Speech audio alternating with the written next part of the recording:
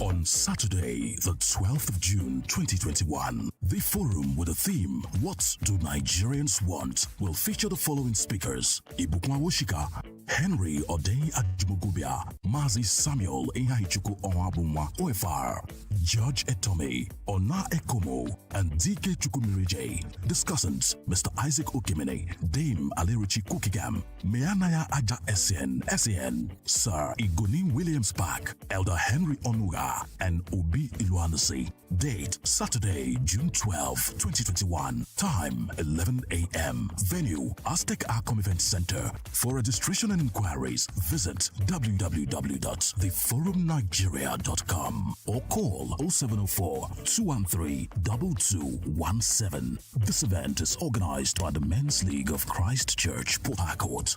The Forum for a Better Nigeria.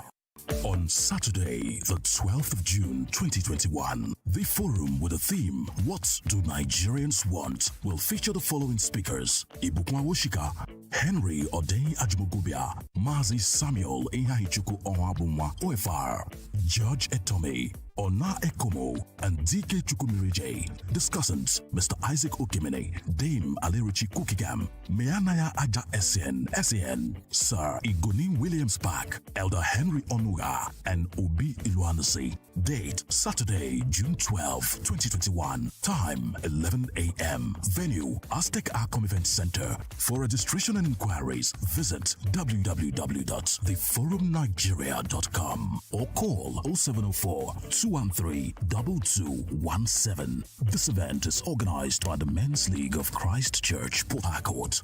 The Forum for a Better Nigeria.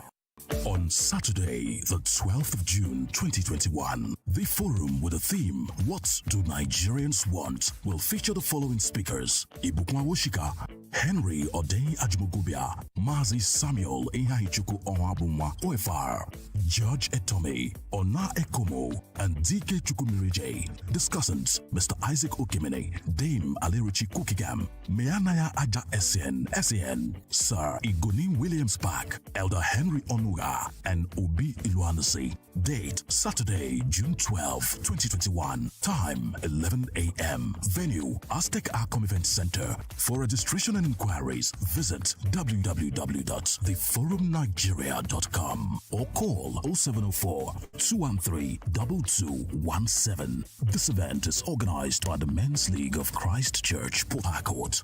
The Forum for a Better Nigeria. On Saturday, the 12th of June 2021, the forum with the theme, What Do Nigerians Want? Will feature the following speakers: Ibukwa Woshika, Henry Odei Ajimogubia, Mazi Samuel Inhahichuku Onwabunwa OFR, Judge Etome, Ona Ekomo, and DK Chukumirije. Discussants, Mr. Isaac Okemene, Dame Alerichi Kukigam, Meanaya Aja SN, Sir Igonim Williams Park, Elder Henry Onuga, and Obi Iluanasi. Date, Saturday, June 12, 2021. Time, 11 a.m. Venue, Aztec Arcom Event Center. For registration and inquiries, visit www.theforumnigeria.com or call 0704-213-2217. This event is organized by the Men's League of Christ Church, Port Harcourt. The Forum for a Better Nigeria.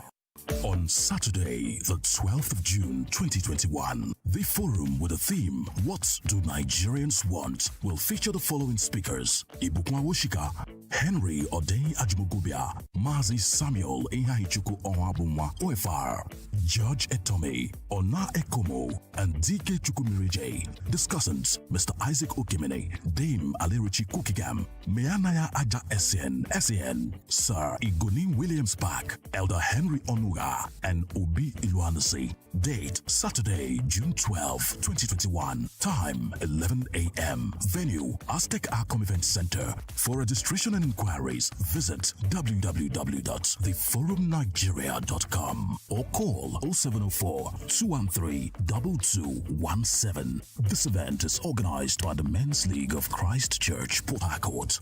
The Forum for a Better Nigeria.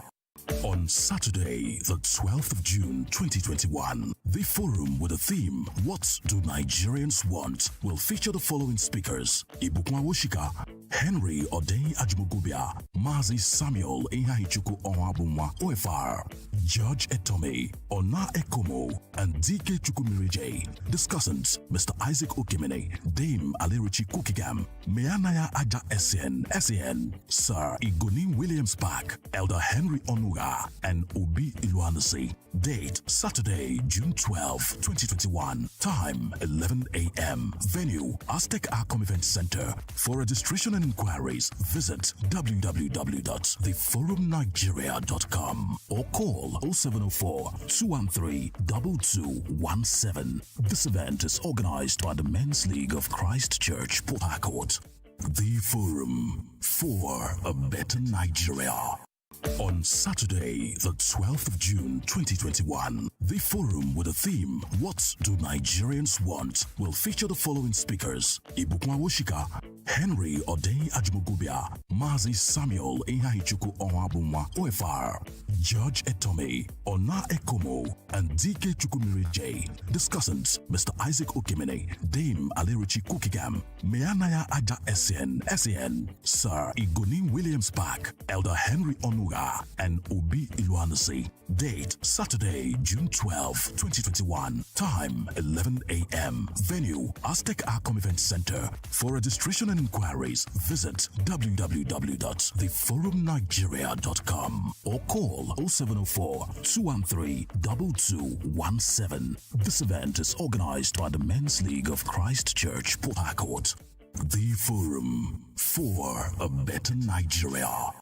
On Saturday, the 12th of June 2021, the forum with the theme, What Do Nigerians Want? Will feature the following speakers.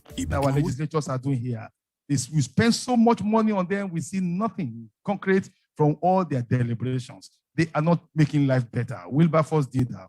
The church in Nigeria fought for the abolition of colonialism. They struggled. There's what we call Ethiopianism, whereby the church was the platform for emancipation of African people. And names like James Johnson, Herbert Macaulay, the nationalists who fought for independence of Nigeria and African countries were actually Christians.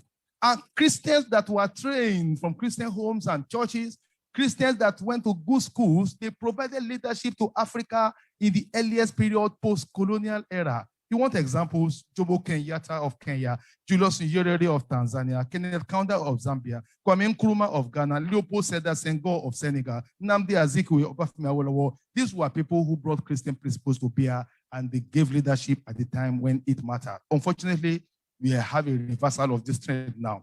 Now, African leaders today are not following the pattern of these good people who brought development to the people. These are people who had principles and who had character. They lived contented lifestyle. But this is different from what we have today, where you have a number of our leaders who are not thoroughly educated. There is a head of our government that we are still arguing whether his school cert is genuine or not. We have people who don't have a combination of character and learning. I have been a vice chancellor, and I know that the certificate that we give the university reads, so person haven't been found satisfactory in learning and character. If you train first-class brains who have no character and discipline, you have trained a bunch of clever devils. These are people who find themselves in offices. They have no character. They have no inhibition at all. They go the extra mile and they destroy, they steal, they impoverish. People are dying. They don't care. They borrow money they cannot pay. They leave debt for future generation, and they leave office and they make things difficult for people. They have no plan for the youth. They have lost it. They have no idea. Some of them are empty-headed. They promise nothing. They do nothing. They deliver nothing, and they get away with it because we have a terrible disease called amnesia. We forget things. People who have destroyed this country, they recycle themselves. And this is not just limited to those who are old enough. We blame those people. They say they are old. Who are these old people? When they started interfering in our governance, they were young. How old was Yakubu Gowon when he became head of state? How old was Danjuma? They were in their 20s. So the youth who have no God and no discipline, they will not be able to provide the leader. It's not the youth matter. It is a question of men of ideas, philosophers, kings, people with brains. We used to have politicians whose books we could read, whose ideology we could identify with. Today, they don't write any book. They have no idea. They are men of people, men of events, not men of ideas. We have abandoned those things that made us to work. Nigeria can still survive. We can create a system where we can employ all our youth. How can we be talking about a food crisis? You travel the length and breadth of this country, you see arable land everywhere. Israel does not have that advantage. Should we be talking about not having food in this country? We are lazy, corporately lazy. We are visionless, and we have tolerated these people for too long. We need to get them out. The federal government has taken full control over the military. They've dominated everywhere. They've dominated the judiciary, high courts, courts of appeal, Supreme Court, and we let them be. We even have a chief judge of Nigeria today who was a graduate of Sharia court. In this country, two laws are running side by side. Christians are strangers in their own country. They've taken over the whole of the military and the paramilitary. Who has the DSS? Who has the immigration? Who has the police? Who has the army? Who has the other people here? We are now victims and vulnerable people in our own land, a country built by Christian leaders and Christian principles. When Nigeria was good in the days of the nostalgia, Christians played their own role. Today, we are asking people to surrender their guns, and those who are carrying guns illegally in the forest, they are still attacking people and they are killing people. I'm not aware of anyone who's been prosecuted in punity reigns. What do Nigeria want? I am asking, what do the Christians in Nigeria want? Very, very quickly, I have listed 20 things we want. Number one, we need peace, unity, and justice. We need a united Nigeria where our justice, our rights are guaranteed, and where no adherent of any religion is discriminated against anywhere in Nigeria on account of his or her faith, and tribe, gender, or class. That's what we want. Freedom everywhere. We want peace. We don't want war. We've been through Biafra war. We've lost so many people. What shall we tell God about the blood we spilled? That we destroyed? We wasted too many lives. If we go to another war, then we have learned nothing. We don't want another war. We don't want problem for our women. We don't want problem for our youth. We don't want destruction. We don't want people being killed here and there. We are not going to get anything. Rwanda went that way. 850,000 people were wasted, and at the end of the day, they are still where they are. We don't get anything by going to war. There are wise and intelligent people who will steer the course of this country away from violence and peace. Those who want war, they have prepared for battle. They have gathered ammunition, so we are told. We don't want anybody. Wisdom and God's intervention will see us through. Number two, we want to maintain a secular nature of the Constitution in the sense that adherents of religions are free to practice their religion without let or hindrance, or where religion is left alone as a personal matter for individual, with government not getting involved in sponsoring people on any pilgrimage or getting involved in supporting one religious cause or the other. Let everyone have the freedom to practice his or her religion anywhere, not imposing one particular religion on over others by hook or crook. Number three, we want the freedom to evangelize in the peaceful and safe atmosphere. A situation where a very innocent woman went on a town cry at Kubwa in Abuja, preaching Christ, and a Muslim who felt offended by her preaching murdered her, and nothing happened. During the Christmas celebration in Kwara, a young man just threw a banger near a mosque, and he was killed, and nothing has happened today. We want freedom to evangelize and obey the commission of our Lord Jesus Christ in a peaceful and safe atmosphere anywhere in this country. Number four, we want constitutional recognition of Christianity. There are several references to Islam, Muslim, Sharia in Nigerian constitution, not a single mention of the word church or Christ in the constitution. That book has to be rewritten. Number five, we want the right for the church or individual Christians to establish and run educational institutions in accordance with Christian spiritual and moral teachings without imposition of government policy forbidding prayer and Christian instruction. Neither should Christian schools be compelled to embrace dress codes or worship practices of other religion as we find in Kwara now. The government of Kwara said they must allow hijab in Christian schools, schools funded by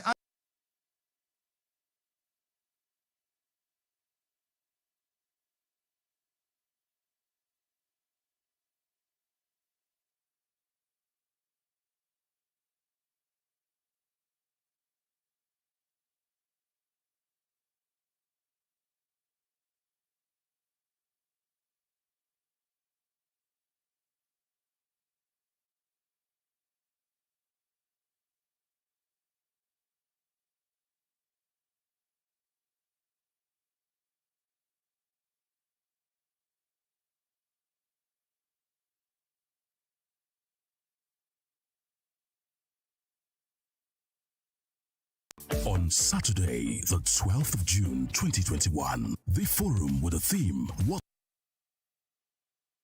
They are members of this same community. On Saturday, the 12th of June 2021, the forum with a theme, What Do Nigerians Want? Will feature the following speakers: Ibukwa Woshika, Henry Odei Ajmogubia, Mazi Samuel Ehahichuku Onwabunwa OFR, Judge Etome, Ona Ekomo, and DK Chukumirije. Discussants, Mr. Isaac Okimene, Dame Alerichi Kukigam, Meanaya Aja SN.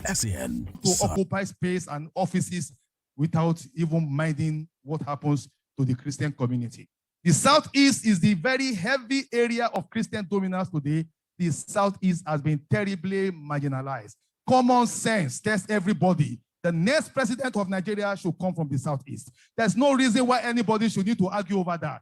The Yorubas have held power for long. The Northerners have had it for too long. It's not anybody's birthright. They're the ones calling for restructuring. You don't oppress the people forever. Let us have a rotation system where people will be able to come in there. The Christian community that has suffered so long, we need to look at that. We want power back to rotate. Number 8, we want the freedom to evangelize in the society without any problem of anybody being punished because they converted. Conversion in Islam, according to Sharia, will result in death. Even when a child converts to Christianity from Islam, the parents are permitted to kill such a child. We want freedom of people to ensure that they embrace the faith that they choose on their own. We want freedom to own land and to build church anywhere in Nigeria. I'm not sure you can get a certificate of occupancy to build any church anywhere in northern Nigeria, or not even to today. People who have churches there, they know how to do it in one way or the other. Maybe those who did it in those days before the laws have changed. Today, for you to get a job, employment there, if you're not a Muslim, you have no chance. That's why many people want to convert to Islam for the purpose of occupying space. I don't want to mention name, but we have a very top legislature in this country who was an elder of the House on the Rock in Lagos. But because he was contesting to occupy a particular position there in the National Assembly, he went to Mecca to go and do Hajj. How can that be? Christians must have conviction. You must be proud of your faith anywhere. You don't deny your Christ because of what you are going to get. People must be free to convert at any time. You must be free to own land. You must be, then number 10, we want justice, security, and protection under the law. All forms of persecution have to stop. The plight of the people in the Middle Belt, Benue, Southern Kaduna, their cases in point. Christian communities, they have been wiped off in large numbers. Nothing has happened. The army is compromised. We can't look up to them for defense. The army, the police, they are already infiltrated. We don't know about the recruitment policy. Those who are former terrorists have joined them. So when you meet a law enforcement officer, you are not even sure whether that person is really genuinely a law enforcement officer. Many kidnappings have happened by people who are in uniform of the Nigerians. It's terrible. This is how we are destroying this country. Number 11, we want our own canon law and ecclesiastical law alongside the Sharia law. If they have a Sharia law running along the common side, alongside the common law, we can have a common ecclesiastical law. I'm a theologian. Now, being in the university system for 38 years, a professor for more than 20 years, we can devise our own ecclesiastical law. We can liaise with the Synod Advocates of Nigeria in the church, and we'll bring up our own canon law. We have a canon law. We customize it there. You can't have a segment of society having the separate law, and they have their grand caddy, just like the chief judge. They've taken over everywhere. We need our own recognition. Number 12, we want to demand for compensation for those whose churches were burnt and those who have been killed on account of their faith. Nigeria is getting away with so many things. The way we operate here in this country, if we were in Europe or America where they sue for virtually everything, all the resources of the state will have been used to pay penalty for violations of the right of people. It is the duty of the government to protect the people. All these things we think are favored, they are the normal rights of the people. We are taxpayers. It's their duty. Where they are derelict in performing those duties, they are liable to be sued. I am encouraging Nigerians to begin to take up their rights and sue government for every life that is taken illegally and for every infrastructure that is collapsing there. So there should be payment of compensation for those who have died. Number 13, I've mentioned the right of people to convert from one place to the other. Number 14, Christian mission schools should be allowed to contribute to discipline and morality, even at the educational level. Under the general studies program, we should be able to bring religion back again. Because today, you see that the church schools are in trouble. Cultism, rape, harassment, and so many problems. Drug addiction. It was a running battle I had as a vice chancellor of a university. So many young people are addicted to drugs. We have a crisis in our hands. They have no job, they have nothing to do. Crime is everywhere. And now, because of the unemployment rate, we are even more in danger. No one can sleep any longer. Our children have no hope in this country. All of them are looking towards going outside this country. We don't solve a problem with this country by running away. We will confront it by the grace of God. So we need to bring that back again at every level. That's what we want. Don't say because of secularism, you take away God's consciousness. Number 16, we need constitutional amendment to balance up the Christian interest in this country because we have a huge population in terms of representation. As it is today, we have no rights under the Constitution, and things are done to our disadvantage. Number 17, politicization of religion in Nigeria should stop. Policies like Kama law and politics like registering us under the OIC, these are all Islamization agenda. We are aware of the agenda. We don't have an agenda, but they have an agenda. We are aware of it. They want to dip the Quran in the Southern Sea, and they are going. They are registering their presence here. They are in every community. They are surrounding us. They are armed. We have problems on our hands because we are peace-loving people. Jesus tells us to turn the other cheek, but Jesus also told us how to defend ourselves. But we need to let these people understand that we need to depoliticize this country. If we want Nigeria to continue, Christians want Nigeria to continue. One united Nigeria, where peace and justice reign. We don't want this problem. We don't want to be provoked. But when you push a people to the wall, the people will defend themselves. We need that depoliticization. We need them to abandon their Jejun agenda. Kama law that says you can't register any church any longer if it has the name Jesus or Christ. That's what they have today. Corporate Affairs Commission won't register any church once the name Jesus is there. What did Jesus do to these people that they hate him so much? Number 18. The much talked about plan to attack communities should please be jettisoned. These people who are trying to kill people, they have a problem in Oyo State, they have everywhere now. We appeal to them. The Christians want to appeal to them to stop that agenda. Not just Islamization, the idea of trying to attack. General Danjuma said it's not even religion anymore, it is land grabbing. How can it come to them to say Nigeria belongs to them? The whole of Nigeria belongs to a people and they are born to rule. The philosophy is very terrible. We need to reorientate them. We need to tell them their history. We need to tell them their limitation. Let them understand that people in the South, they are ancient people who have their history, their culture, they have their prestige, they have their power. They know how to fight to defend what belongs to them. Land grabbing for Fulanis who are displaced all over Africa must not be allowed here. We need to please encourage that we should stop this. And those who are planning to attack, we need to appeal to them. All the leaders, former heads of state, all the judges and the great people should come together to prevail on them, especially our president, who's supposed to be also a patron to the Miyeti Allah. We need to confront our president and tell him, look, we elected you to office, you are accountable to us, we pay your salary. He should listen to us. We need to stand our ground now. We need this. Finally, number 20, we need constitutional rearrangement that we say that rotation of power should be there in the Constitution.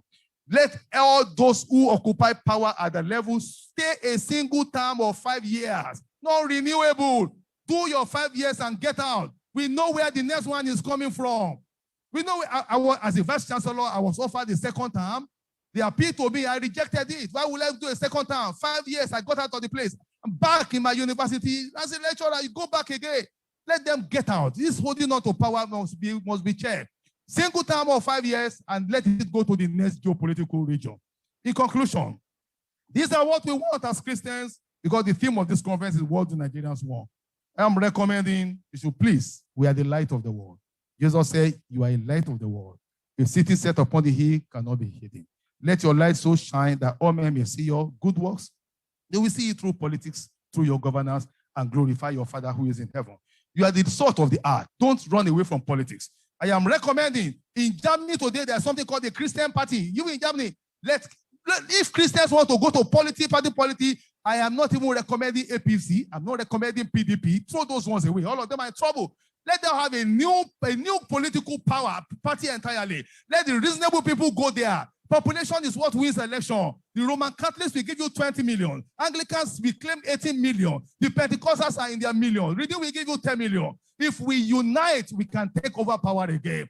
Brand new political power, brand new agenda, and we can take over power. No war, no crisis. The Bible says, in a city where they were preparing for war, the wisdom of a woman, an old woman, saved the whole nation. This is what I am recommending. Christians, participate. Go and join party at every level, contest for election. If you fail, you try again. Let us find a way of training Christians as leaders. We don't have leaders now. The church should groom leaders. Let's teach them how to live. Let's teach them how to be accountable to the church. Let us teach them the fear of God. Let us teach them that God is the King of kings and the Lord of lords. We need to raise our own leaders. Lackadaisical attitude of politics must come to an end. All this proliferation we have in the church, we need to put a stop to that. I want to warn all our people, our pastors, especially the Pentecostals. Their materialism and arrogance is getting too much.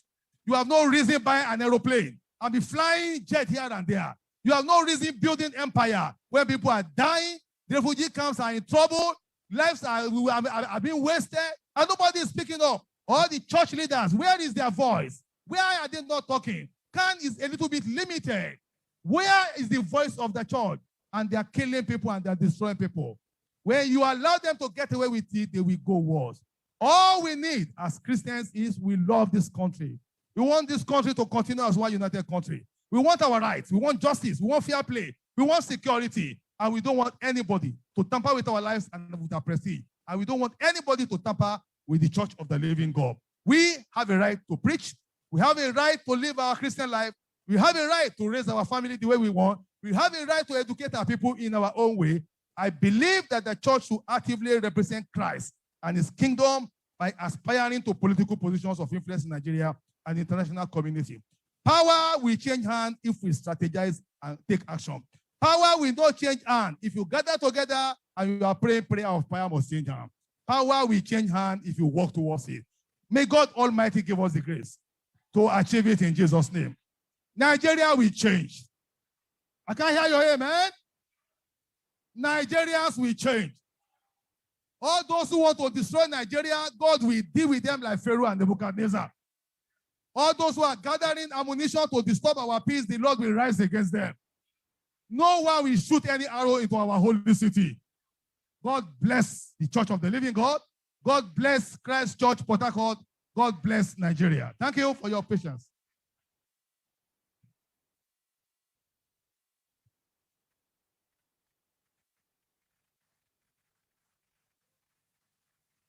Thank you very much. Thank you, thank you, thank you. Thank you for that presentation. Wow.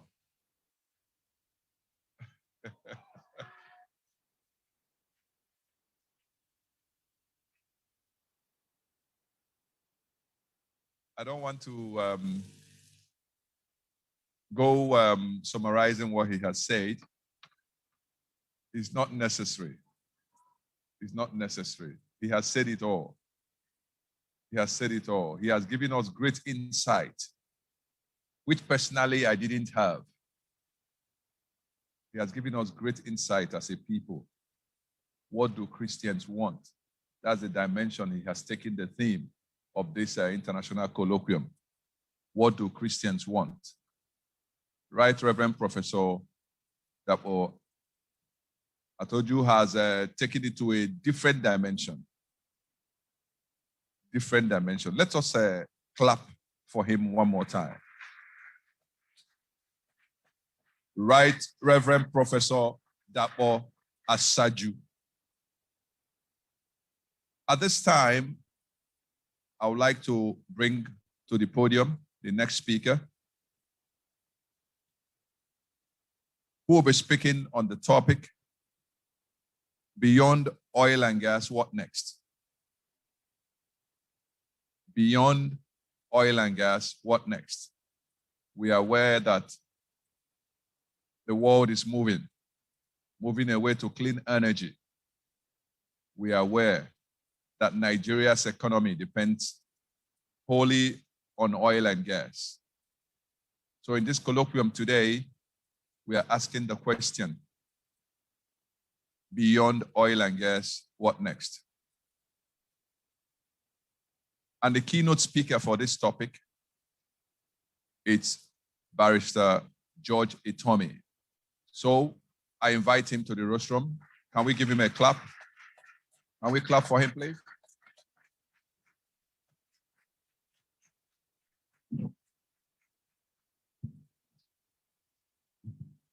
Let me join others to acknowledge the well laid out protocol. And let me just go straight to my paper. I had sent it earlier, so if it can be beamed, let it be beamed. I have been asked to speak on the topic beyond oil and gas, what next? And then to touch upon the plight of the oil producing communities. Nigeria, as we all know, has been plagued with this crude oil malady since the discovery. And it has, in some sense, short our reasoning to the possibilities that exist for other sources of income to come. And so, oil and gas has resulted in what I will term socio-economic imbalance. In one hand, it has given us foreign earnings, but it has also created, on the other hand, a rental economy, which is the reason there's so much fight to control that resource. It has given us, especially in the past, the opportunities to create jobs, but it has come, in the case of the host communities, with severe health and environmental pollution. So I want to look at how a single export commodity that has given us such major source of foreign earnings and has made us so over-dependent to the point where we cannot think again. But thanks to the twin scourge of COVID and the collapse in oil prices, I think we're all back to this. And it is to do what we should do to get ourselves out of this quagmire that we're proffering some solutions. First of all, in starting to proffer the solution, we need to bust some myths. If you look at the first slide, it shows the contribution of oil, the oil sector, to Nigeria's GDP. And I looked at it from the fourth quarter of 2018 to the fourth quarter of 2020. You will discover that Nigeria's oil sector contributes just about 9% of our total GDP. So look at the myth. So non-oil sector actually contributes a lot more to our GDP, and yet we're all in that oil curse, killing ourselves, sharing poverty in the process. If we look at our trading partners, look at the United States, they used to be the largest importers of our crude oil. They stopped after a while. We still trade with them.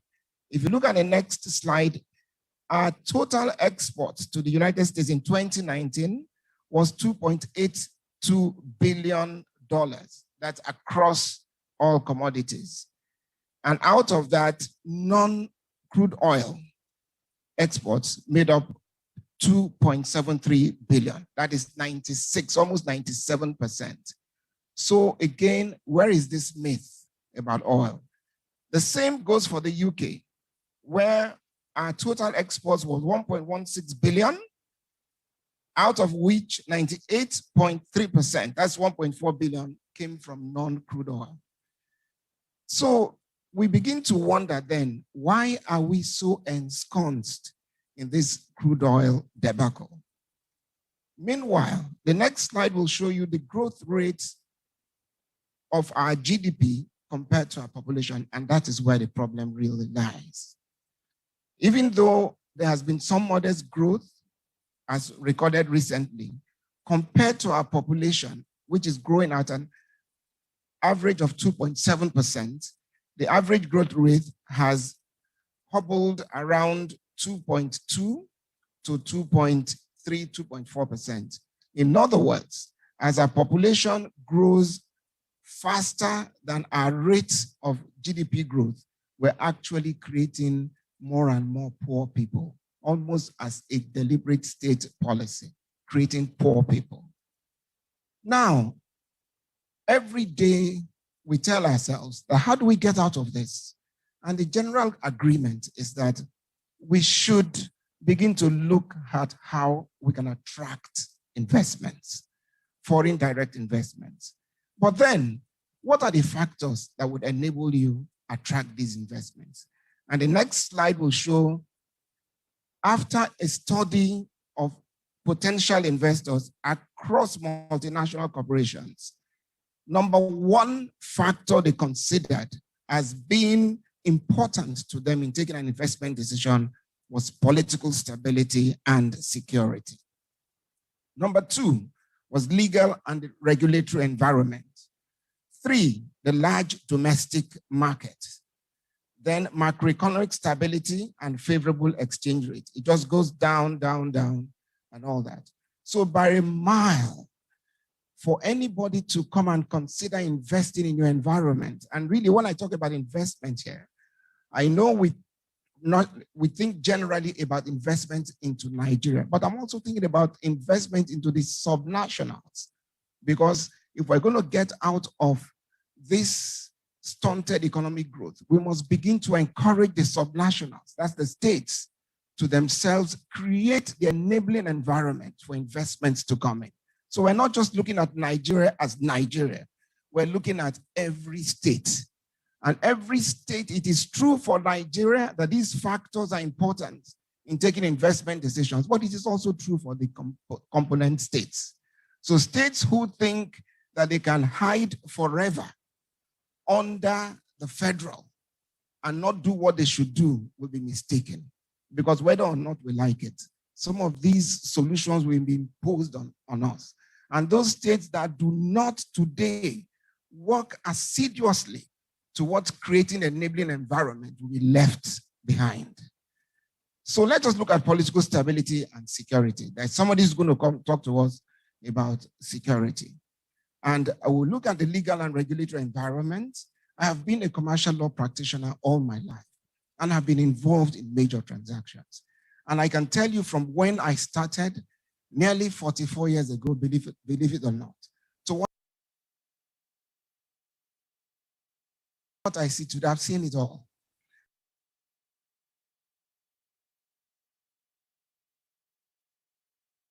I have seen the trajectory from when, if you all recall,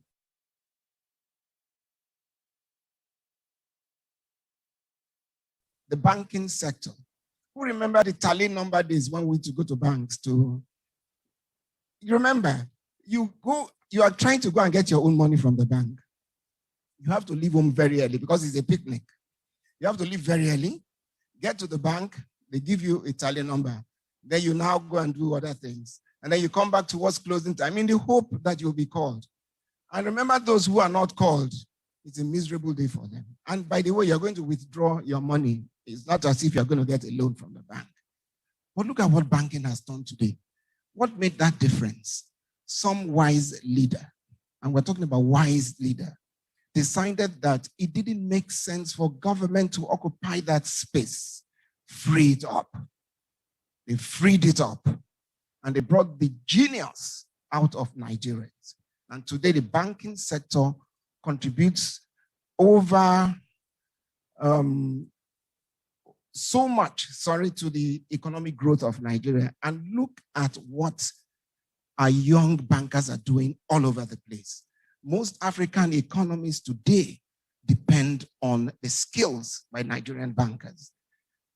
Doesn't it intrigue you that today you can, from the comfort of your bedroom, do as many transactions in banking locally and internationally? It has happened. Look at the high quality jobs that have come out of those things. Look at the the complementary businesses that have come, and look at how it has unleashed the genius in Nigerians. From banking, I go to telecoms. Again, who remembers telecoms? Remember when you owned a phone in those days, the handset, it was simply an intention to get a line, because the big difference between the handset and getting a line. The whole of Nigeria had 700,000 installed lines, out of which only 400,000 were functional. And don't forget the fact that out of that 400,000, 200,000 would be for big men who would have 10 lines where most people do not have. Again, forward thinking. Somebody said, open up this space, get the private sector involved. And the legal and regulatory framework was then created. And what we see today, close to 160 million telephony penetration compared to 400,000. That begins to bungle your mind. When we have seen such very successful examples of what opening up the business space can do, why do we still argue about freeing up that one sector that has held all of us down? That's the oil and gas sector. The petroleum industries bill has been lying waste for nearly 20 years. 20 years to do something we know is good for us. But why is that so? When it's so many things, we have lied about who we truly are simply to get an edge over the next person, because our economy has been built on sharing as opposed to building. The day you make the formula for sharing contribution to the center, we will know how many we truly are in this country. But that's not going to happen, because those in charge of the system still want to skew it up. And that brings me straight to where we are today. You would have ordinarily thought that what I'm saying today, oh, the military drove it, because we're so quick to blame the military for everything. But the truth, and I can tell you that the truth, many of those major strides and decisions that were taken to free up this economy actually happened in the time of the military. And that was because the decision-making process was quick and sharp. If you met a military man who believed what you were saying and you told him this is what it would take to get it done, he will get it done. But what is happening today with our politics? Politics, ironically, you would have thought that democracy would have even accelerated the pace of development. The nostalgia that Governor Makinde was talking about just comes from the simple fact that this democracy is actually threatened by those who benefit from it, the politicians. Why have we caught ourselves in this quagmire where you do not even make laws that make for the good and peaceful existence of Nigerians? Everything, every fight is on sharing. Everything you hear today, geopolitical zone, Christian, Muslim, that when they go share, by the way, these things are not mentioned. When they go behind the curtain to share, they are not mentioned. But for the rest of the populace, we are kept busy, worrying and thinking that that is what matters. I want to submit to you today that democracy is not an end in itself. It must be seen as a means to an end. So we must change the face and the type of politics that we play. So there is nothing ready, easy way out for any one of you. Join the fray. Now, everything I have spoken to goes towards the ease of doing business. Because once you find the ease of doing business, once you get into that index, and this has been developed by the World Bank, that does development studies all over the world. And the index just tells you where you should be. So it gives you a target to look at. Today in Nigeria, we're not doing too well. In 2012, Out of 190 countries surveyed, we were number 133. We started going worse, 138, 147, 170 in 2015, 2016, and 2017, 169. Through the efforts of what's going on today in the ease of doing business by the Vice President's office, we've started coming back down. And today we are at 131. 131 over 190 is a huge fail, but at least we still thank God. It was worse than 170. It would have been worse than this. But that gives us the target we should be looking at. And what does it take to do the ease of doing business? What? You create the environment. And one major thing, and I can speak at this point to my own constituency, the legal profession. Any businessman, any investor asks you two simple questions when they're coming in to invest. How do I get in? How do I get out? So it comes to your laws and to your legal and regulatory environment. If you mess with those ones, nobody's coming, for all the love in the world. And that is why we must go back and ensure that the rule of law takes center space in a democracy. You cannot talk about a democracy without the rule of law. And that is the importance. So our legislators must understand that when you set laws, it is not because you want to hit at somebody. It should be for the good of everyone. So how do you diversify the economy if you do not open the space? I want to also let you know, we as in my office was directly involved with setting up the telecoms, what is today the Telecoms Act. And we had one big hurdle when we were doing the draft. And that was who would start allocating frequencies, licenses, spectrums. It was big because under the old NITEL, it was the minister. And if you all remember in those days, the Minister of Communication was just as powerful as the Minister of Oil. But we pushed through a legislative reform that removed the power from the minister to the regulator. And it is not an accident today that the NCC regulates the sector and investments are coming in droves. There's a direct linkage. That's the same thing that should happen with the Petroleum Industries Bill. There's no magic to it. Open the space up and see how the investments will come in. Billions will come in, billions will go out. That is how investments work. There are no sentiments. Investment funds look to go to where they're most welcome. So there is no need begging people to come and invest in your territory. Do what you need to do, and if people will beg you, can I come and invest in your territory? That's what we need to do. I don't want to take too much of your time because there's nothing I'm saying here that is totally strange. But it's just that today affords us the opportunity to go back and look at ourselves again as we set to move forward. Still on my constituency and our legislators, you all have been present in the JUSUN with the JUSUN strike. What was it predicated upon? The judiciary is fighting to free itself. Isn't it an irony that the judiciary in a democratic setting has to fight to free itself up from the shackles of the executive branch of government? And what is happening today, you can see it. If you do court work, let me give you the order, the priority order when your judges sit. 1, it's political cases.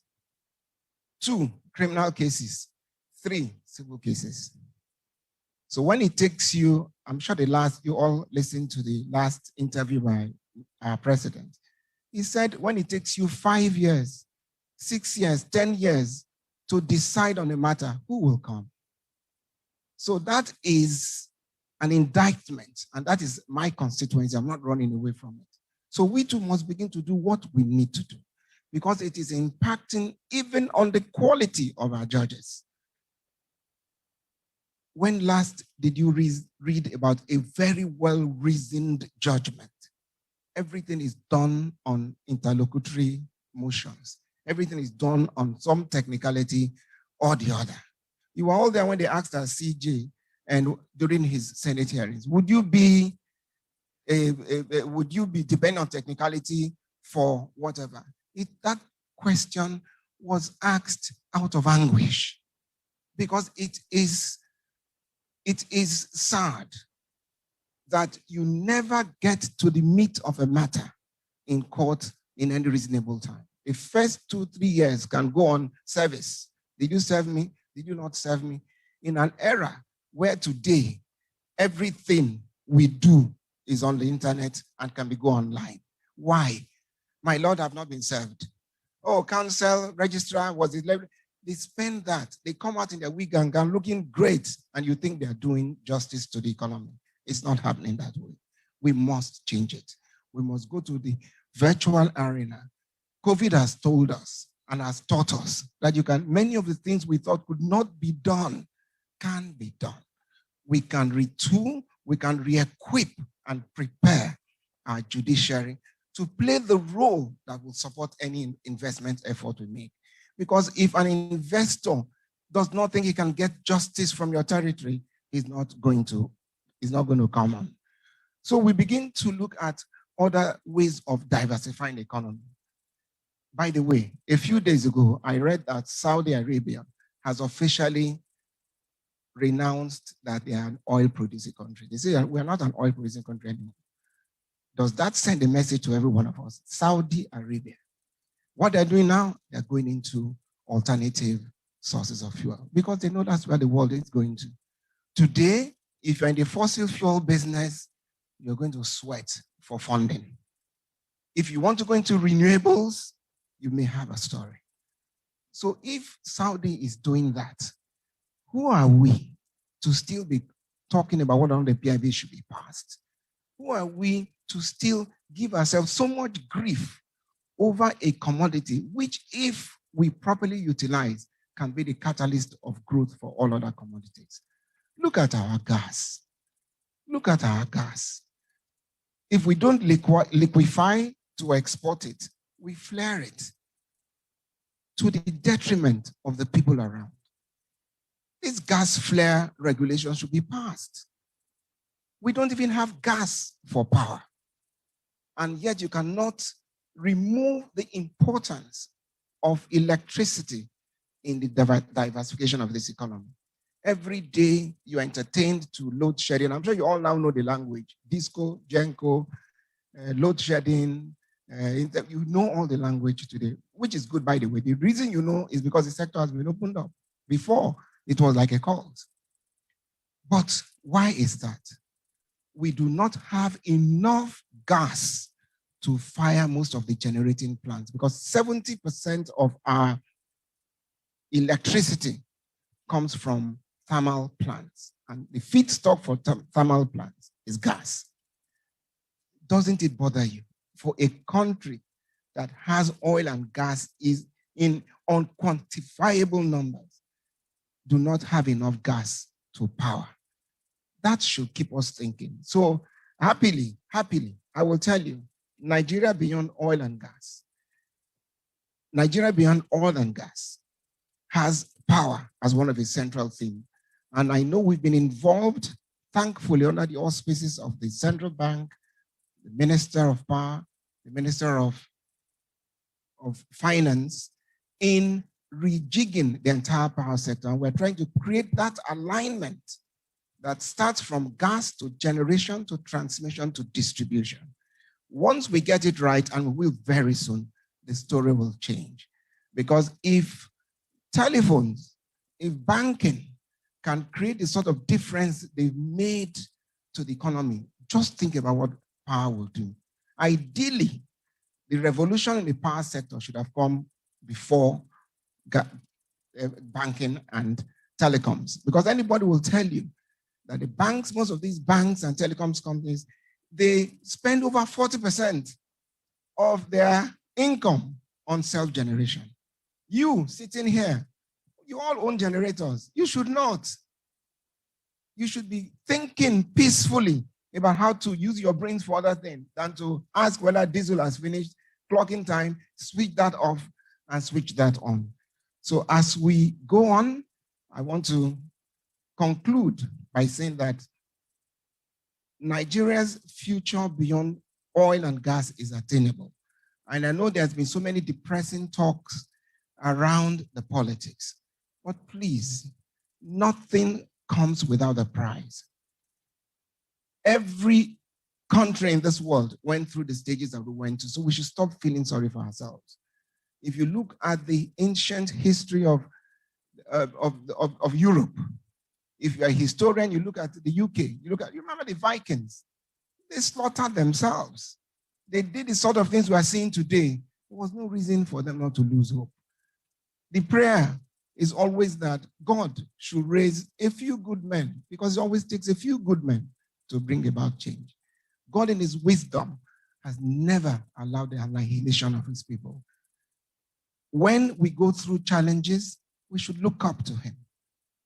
If you do not love your brother, if you do not start at home to love your brother, I don't know how you can do it nationally. So at times we pretend that it is when this country breaks up that you will do better. That's a big lie.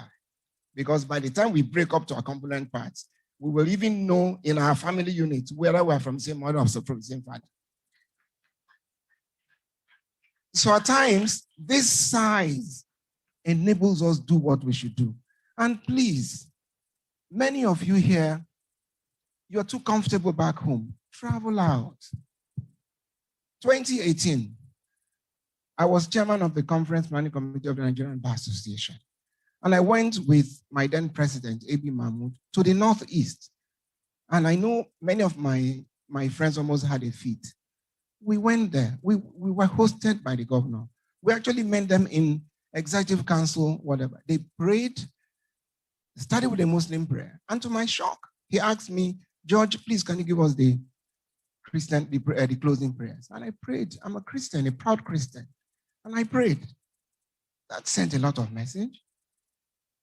If I was far, far, far, far away, I would think I was going into the lion's den. We really need to rethink how we think about this country. It's important. Not only that, when we were discussing the Boko Haram scourge, he told me something that was so true. He said, George, is economic. Over the years, young people have been laid to waste. And he has resolved that education is the way out. He said he did his youth service in Calabar, and he saw that the secret of the South was education. And he took us on a tour. We went on a tour to schools that they were doing there. We all need to encourage ourselves, because we've abandoned education. And good education, let me follow my good bishop, good education for that matter. Because it's education not just for book, but for values in society. Civics should return. History should return. We must begin to understand one another, accommodate one another. We cannot live in isolation. Security, my good friend here will talk about it. And then, as I've said, generally, what we must all do, as they say, is keep working, keep hoping, keep striving. God never, never abandons his own. And God will never abandon this great country called Nigeria. Thank you very much.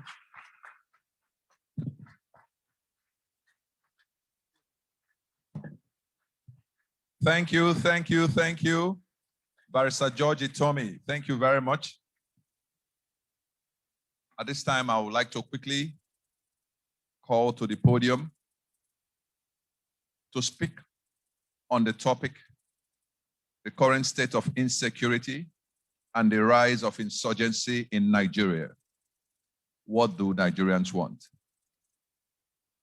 I would like to call Dr. Ona Ekomo.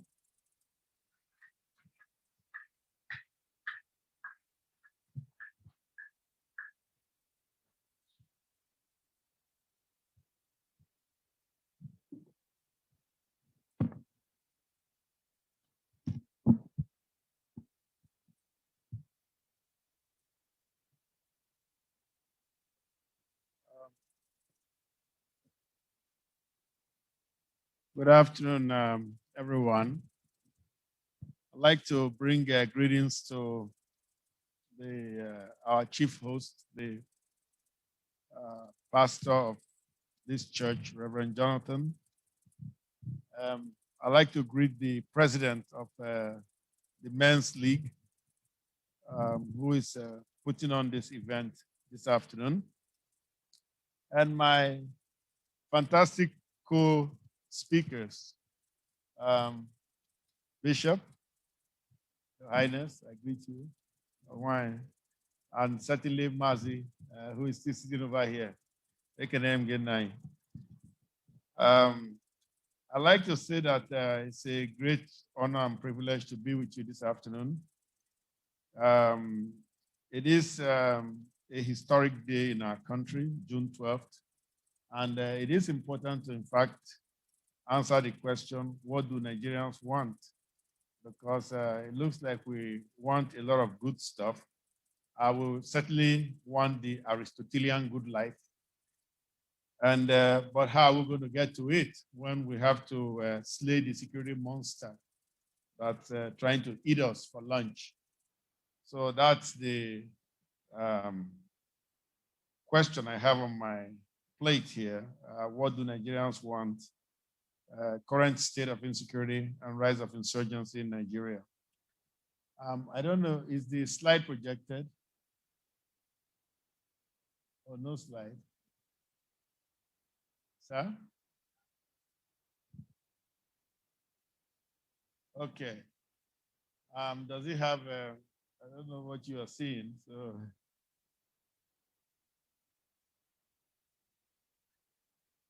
My face? Oh, you know, what about the slides? Oh, okay. Are you seeing a West Africa map?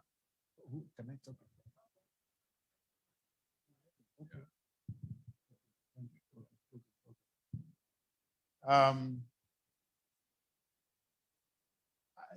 Am I able to talk to the guy?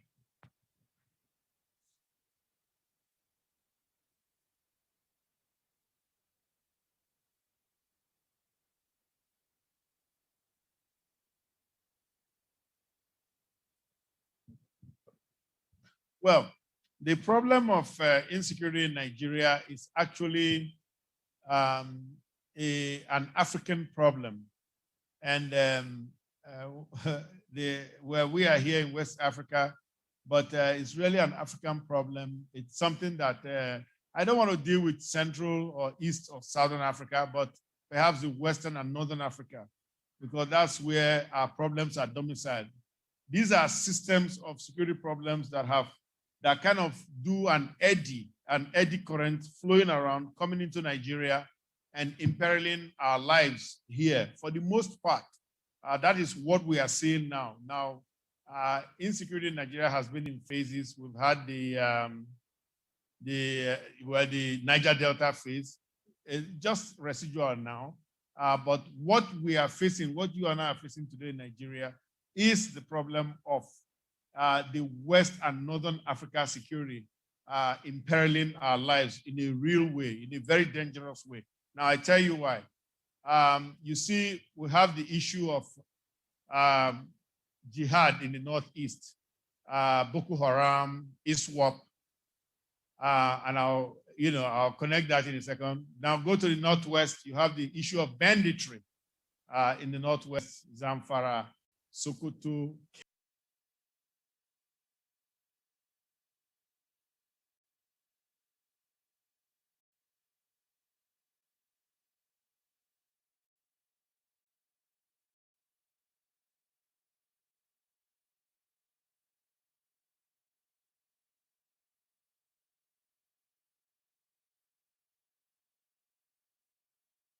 Kebbi, Kaduna, Niger, to jump out of the bush, fire on your cars as you are driving up, and kidnap you and march 24 people, 30 people into the bush. Now, just yesterday here, we had this problem where in Zamfara State, 50 persons were killed. They were assaulted by 300 or so people on motorbikes, killed the ones they wanted to kill, carted off an unknown number of persons.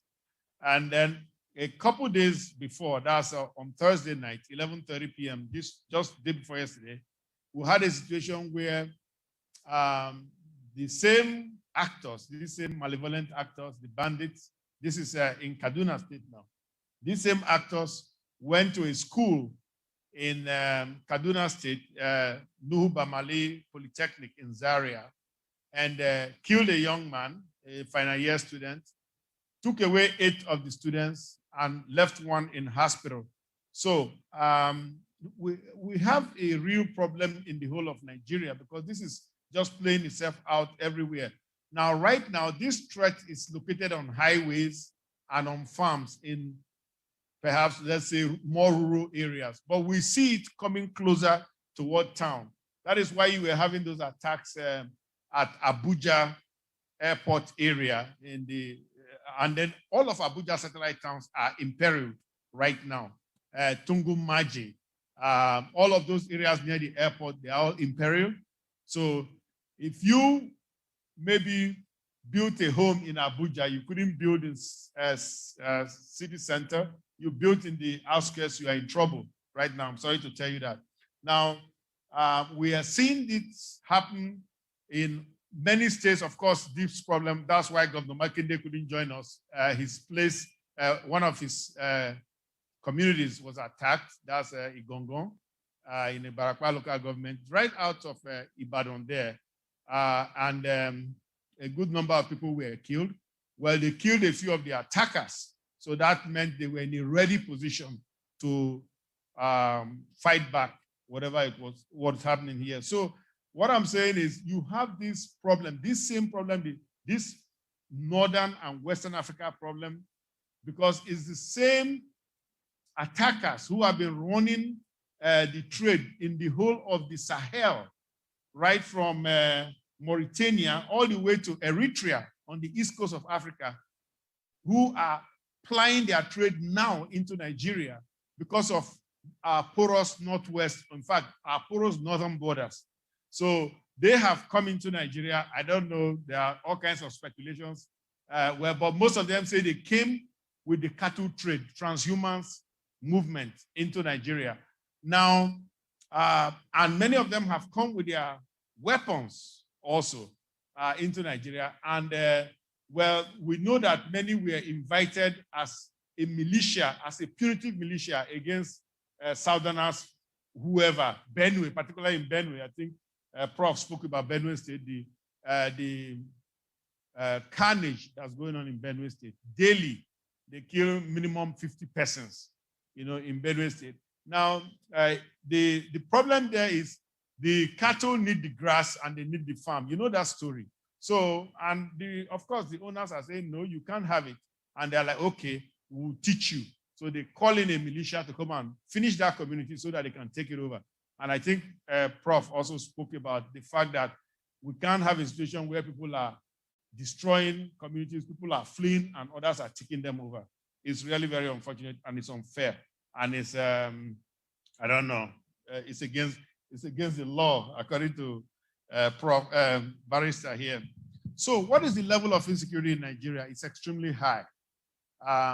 People don't sleep well anymore because of security challenges in Nigeria. It is extremely dangerous. Danger in my trade means something that can harm someone or destroy assets. It can harm you. You can lose your life, and we've seen that happen on a daily basis in this country. So as individuals, I want to talk to you as individuals. I think my people here have spoken in larger terms, national terms, international terms, religious terms. But I want to just talk to you as a person. How would it affect you? Because I worry about how it affects me as an individual. The nation is said to be in a death dance right now because of separatist movements and because all kinds of expulsion orders here and there. And now, this is the dangerous part. This insecurity, because it has become so widespread in the country, is now spawning insurgencies. You have non-state actors. What do I mean by that? You have non-state actors who are getting up and saying, you know what? since the federal government or whatever state government, the national or the subnationals are not able or are not willing to protect me, we are going to band up and protect ourselves. And that is a very dangerous trend, because when people lose faith, because what is it that the state has over us? They have control of violence, coercion. And we say, yes, we give our sovereignty over to the state because they agree to protect us. So, but if according to section 14.2b, they are not able to, or they are not willing to, now I think Prof also said we should sue them. We can't sue them because 14.2b is not justiciable. That's the problem. So you see, if you get killed, you can't sue Mr. Buhari that you were killed, or your people can't, because the Constitution also has removed that. So that's part of the restructuring that's been sought right now, that should become justiciable. And if it is, then of course you can now bring that kind of action. So insecurity, pervasive insecurity as it were, is now spawning insurgencies. That is why IPOB is saying, oh yes, we are going to defend the Igbo homeland, whatever that means. And they are acting in certain ways, and it's being seized upon by other actors to amplify the problems in the Southeast. So it is a very unfortunate state that we find ourselves here. And I hope that as individuals, as Nigerians, we want security, we want a secure nation, we want life, which is the greatest human right. We want life, I don't want to be in the hospital because somebody shot my leg, you know. I want to be doing, hanging out with Onyisi here, so I want to have a good life. I don't want a life of pain and suffering. I don't need it. And besides, I can't sue anybody if I have pain and suffering. But anyway, we live in dangerous times. Terror is now a global franchise. I don't know if the guy knows I've changed the slide, but you can change it. Terror is a global franchise now. ISWAP is now in charge. Listen to the bad news, guys. And I'm surprised people are not seeing it. I don't know why I see all the bad news in this my business. Now, ISWAP is now in charge of Boko Central. Boko Central, that is the main Boko Haram, the one that was formed by Mohammed Yusuf and was inherited by Shekau, right? That is Boko Central. ISWAP grew out. There was a factionalization in 2015, and they broke off from it as it were. Well, they really didn't break up because ISIS was bigger than Boko. And in fact, Shekau in 2015 pledged bayat, that's loyalty, to al-Baghdadi, that is the leader of ISWAP.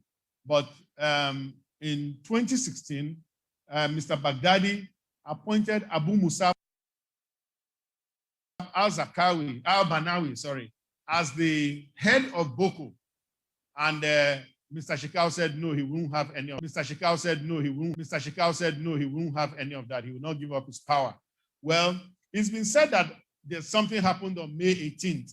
They said ISWAP fighters surrounded Shekau and he blew himself up. Yes, it's good. I think it's good news, but I take it with a pinch of salt until I see forensic confirmation. I will not, because Shekau has risen from the dead so many times. So, I mean, what should make me believe that he's not going to rise again? I said, Dr. Oda, shut up. So, but anyhow, having said that, but if it is true, let's just play the what if game. If it is true that Shekau is actually dead, then we've gone into a different and more dangerous phase.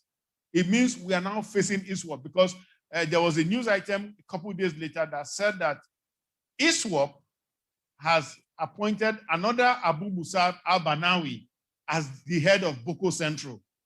So that is very dangerous, because it means we are going to see the kind of things we saw in Syria and Iraq now in Nigeria.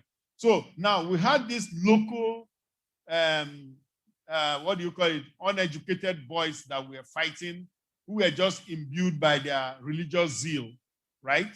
And I mean, Shekau didn't go to any military school or anything. He didn't have any military training. But he fought us for what? 12 years up to this point. Now you have actual terrorists, Baba terrorists, who America and France and England have not been able to subdue up till now, come and birth on Nigerian soil. That is really dangerous. I really will worry about, in fact, the whole of northern Nigeria. But let's hope also they don't come to southern Nigeria. That's another problem. But anyhow, terror is a global franchise, and that's a problem we have. We have complex asymmetric threats now facing us. Asymmetric means they throw any and everything at you they can get. They are not conventional warriors. They're not a conventional army. So they don't come arrayed trying to fight or trying to meet anything. Asymmetric means you use any and every means. If it's hot water, if you pour on people, any bestiality is allowed. That is the problem with asymmetric. And that's where we are also missing, because we are not using the mentality of the hunter, the mentality of the attacker in fighting them. We are still using conventional means, and that's why we are outclassed, as it were. Now, of course, you know of the problem of proliferation of small arms and light weapons. Bomb-making know-how has jumped out of the bottle. The bottle opened up somehow, and it jumped out, and is now there in the open. Instant communication, I think somebody talked about, Baba was talking about communication a minute ago. Instant communication is fantastic. It's good for you, but it's also good for the bad guys. That's the unfortunate news here. So what's happening? Killings, dismemberments, abductions, touching of assets, rape epidemic in this country, drug abuse, violent clashes, ritual murders, okay? So we have new battle lines, bad news. Churches, that's the first new battle line. Now, churches are adaptive organizations. When Boko started, we had a lot of attacks against churches, and churches learned. So they adapted. They started putting concrete bollards.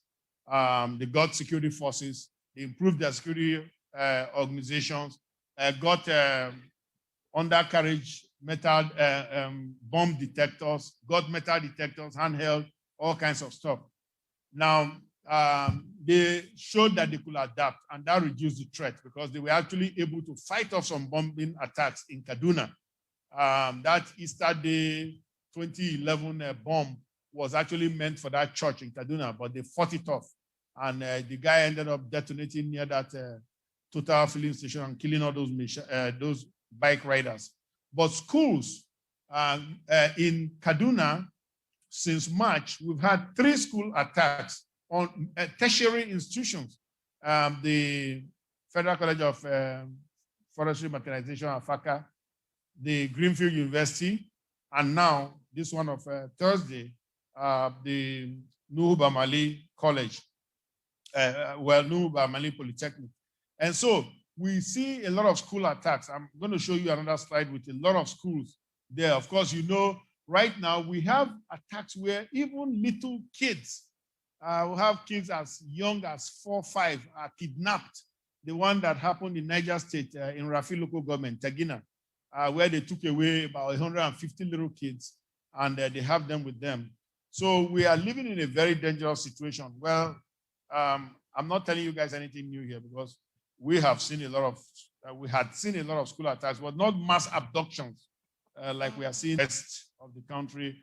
We are seeing mass abductions everywhere, south. I'm from Edo State, and they march people from that Benin Auchi Road every day into the bush. They just stop them and say, yeah, come, it's your turn to go in. Or yeah, bring money. So that's what's going on. We have attacks against hospitals. We've seen this in the north. Shopping malls, we've seen this around Abuja and all. Remote villages, that's the story of Zamfara State and all that. Highway attacks, I just mentioned that. More battle lines, waterways. If you factor in the piracy problem we have here, Nigeria is the piracy capital of the world today, I'm sorry to tell you. And we need to live down that reputation. Farms and farm settlements, railway stations, they are now, what they do in Kaduna, they wait for you to land at the railway station, because you know you won't take the highway anymore. So they wait near the railway station. When you are leaving, they attack you. So they still get you anyway. So, and land transport centers. Now, I want to, even if I don't say much, let me say this one. I want to tell you how it feels to be a soft target. Oftentimes, I hear federal officers say, oh, they are attacking these places because they are soft targets. Does it make it legitimate? No, it doesn't. For your information, Baba Boko, they attack hard targets too, so forget about that. So that's just a distraction. Or perhaps, I guess they are not security experts, so they don't know the difference. But let me tell you what happens with soft. First of all, you should recognize you are a soft target. And then you should harden that soft target. That's what is done everywhere in the world.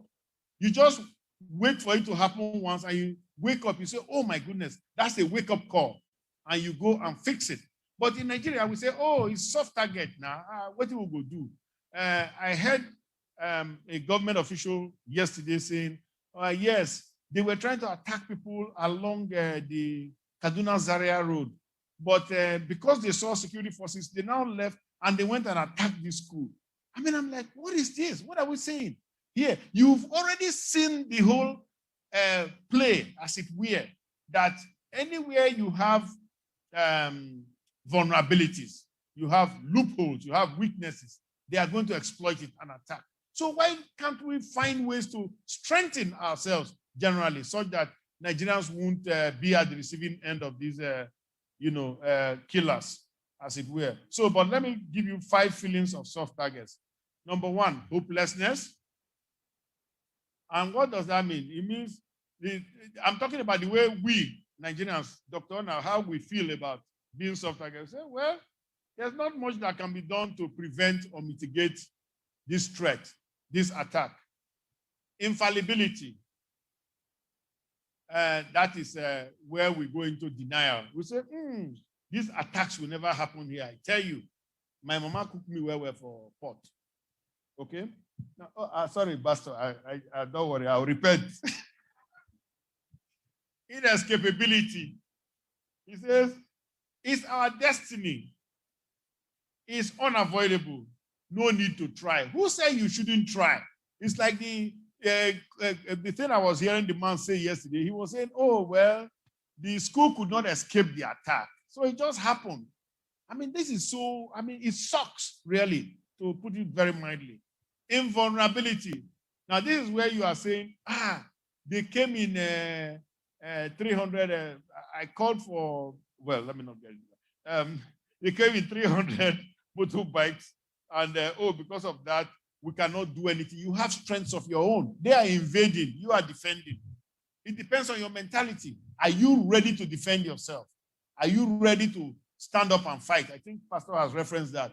I think it means fight in a spiritual sense, but I mean fight with kuas. That's what I'm talking about. So, so you have to be in a state of readiness. So that's the 4th one. And the last one is inevitability. This is this is the absolute cop-out of all. You say, what will be, will be. Well, God has predestined it. So I was predestined to be kidnapped and killed and whatever and butchered. I think the new one they have now on the Aba Port Harcourt Road and maybe Aba to Onitsha axis is they kidnap people and then they chop them up for parts. If you can't pay the ransom. Well, we've seen a case in Delta State where a survivor's story where somebody was actually kidnapped and the friend, a lady, was dismembered and they cooked the meat and shared it. So that was nice. So, but anyhow, let's look at some national stats. In 2020, this is the Global Rights Nigeria Country Office. They say that we had 4,556 violent deaths. Okay, thank you. No problem. And while we had this abduction, we were just learning how to kidnap people then. We've not learned. Now we are doing much better. Okay, let's look at Kaduna. This is just first quarter of this year. Violent deaths, 323 from the bad guys. Abductions, 949 only. So let me skip all that. Okay, I've told you about Nuhu Bamali. I've told you about Tegina. Well, you are familiar with these school mass abductions. GSS Kankara, 333 boys. That was December last year. There was an Islamia school in Mahuta, Katsina, where they seized 84 kids. GSS Kagara, that's the famous Kagara one in Niger State. They seized 42 persons, 27 students, 12 teachers, and all that. So I think that, well, the header violence, I've just referred to it, the Benue problem, the whole of South, Southwest, and Southeast problem. We have a header militia violence with us. Anatomy of insurgency, I think I told you a little bit about their history. Let me move on there. Benign Jihad, well, we know. Ansaru, I don't want to talk about. Okay, ISIS atrocity, I want to tell you about this. Why I think the hijacking of Boko Haram by ISIS is bad news. Now, in Syria and Iraq, ISIS killed about 1.5 million people. Now, we are crying about only 100,000 or so killed by Boko Haram in the Northeast here, and creating maybe 2.5, in some cases, they have the figure up to 4 million internally displaced persons. But in Syria and Iraq, ISIS killed only 1.5 million. Now, they did this through mass executions, beheadings, crucifixions, stoning to death, rapes, enslavement, burning. I think you remember the Jordanian pilot who was captured and burnt alive in a cage by ISIS, and raising of entire villages. Now, ISIS has also used weapons of mass destruction. They've used cluster bombs, biological weapons, and chemical weapons. So I just want you to know the kind of threat we face now, if in fact they have dethroned these guys. I don't want to talk about causal factors. I think we all know the cause of it. Impact on life, more impact. I'm not going to do that with that. Let me go to tips. Okay, first, let me start with what can you do? That's the first thing I ask here. I say, change your mindset from victim to winner. I said, prevent or mitigate. Either prevent being a victim or mitigate the effects of being a victim. That is, reduce the harmful effects of being a victim. Become aware of the threats. What are the threats? That's why I just told you a little bit about this ISIS Wahala. It's not here yet, we thank God, but it might get here. Mental preparation. Determined to engage. If you must be prepared mentally. You must, please, I'm not saying that anyone should lose sleep or not enjoy your life, but just know that there are threats out there right now that are beyond the ordinary. And you see it every day when you travel. You go from here. I went to Eleme yesterday from my hotel. And by the time I was telling some military friends of mine that, oh, I went to Eleme, they were like, how many, what do you call it, escorts did you take this? And I said, no. I said, I just went in. I went low profile. Of course, I knew the risk of going to Eleme, but I went low profile. I knew what to do also. If I went in a Jeep to Eleme, then I'd be expecting trouble. But I went in a beat-up taxi, which I knew would not break down anyway. Well, I prayed it won't break down. I didn't know. You know, so what I'm saying is you have to know what is going on. And I was ready. I wore tennis shoes, meaning I could jump out of the car and start taking action. So I was ready, but nothing happened, thank God. So I'm here. Okay, so we say you should run what-if scenarios. You know, you should play in your mind, what if this happens? What will I do? What will be your next? Okay, more of what to do. This is a little more technical. We say, apply your resources to lessen vulnerability. Resources, financial resources, whatever. Lessen your vulnerability. Use MOPO, get whatever resources. I don't want to name all of them, but please, certainly get the good one, the one that makes a loud noise and somebody falls down on the other end. Okay. Continuously assess situation-specific risks. Anywhere you are, even you are in this room right now, you say, what is the risk of someone walking in with a rifle there? Well, it is low because we have a lot of people carrying rifle in front that will engage them. So, but what about you? Have you checked where to get out from? Which is the nearest exit from this room? And how are you going to not stumble over the table in front and all that? So you have to, or even over the camera people that are standing everywhere. So you have to consider those. Design mitigation measures. You should know the risks. You should know the threats. The threats are We call in a threat matrix, we say the actors, the acts, and the means. Actors, who are the bad guys? Kidnappers, armed robbers, headsmen, all that. Those are the actors. What are the acts, the things they do, all the violent things they do, which I already listed to you. And then the means, certainly weapon. I think their weapon of choice right now is AK-47. So we know that. Now we say design mitigation measures, implement them, and combine imagination and intuition. Please, this is important for you. We say we should combine imagination and intuition.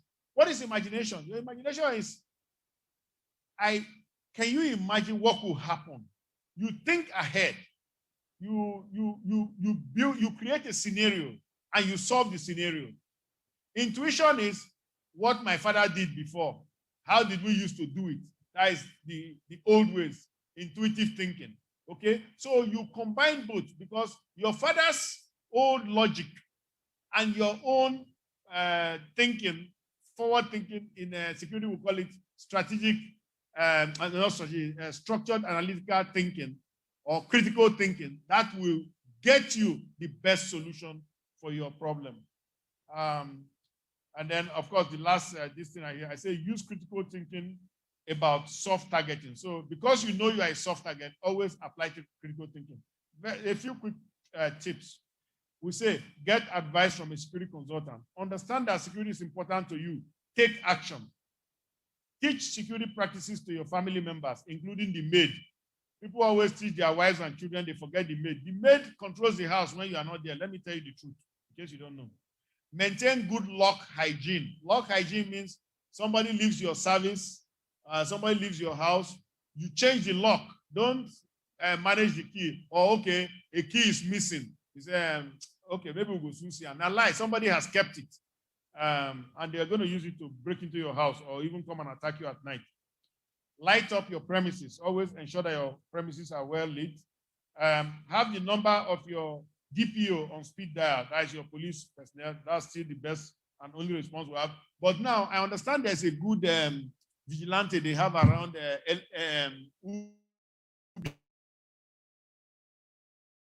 to deal with people. So that is also useful. Get their number, please. Don't forget.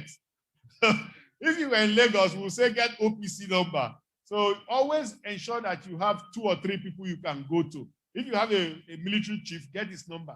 So if you are in distress, you can call 1 or 2, 3, but start with police and then the vigilance and all that. Just a second, sir.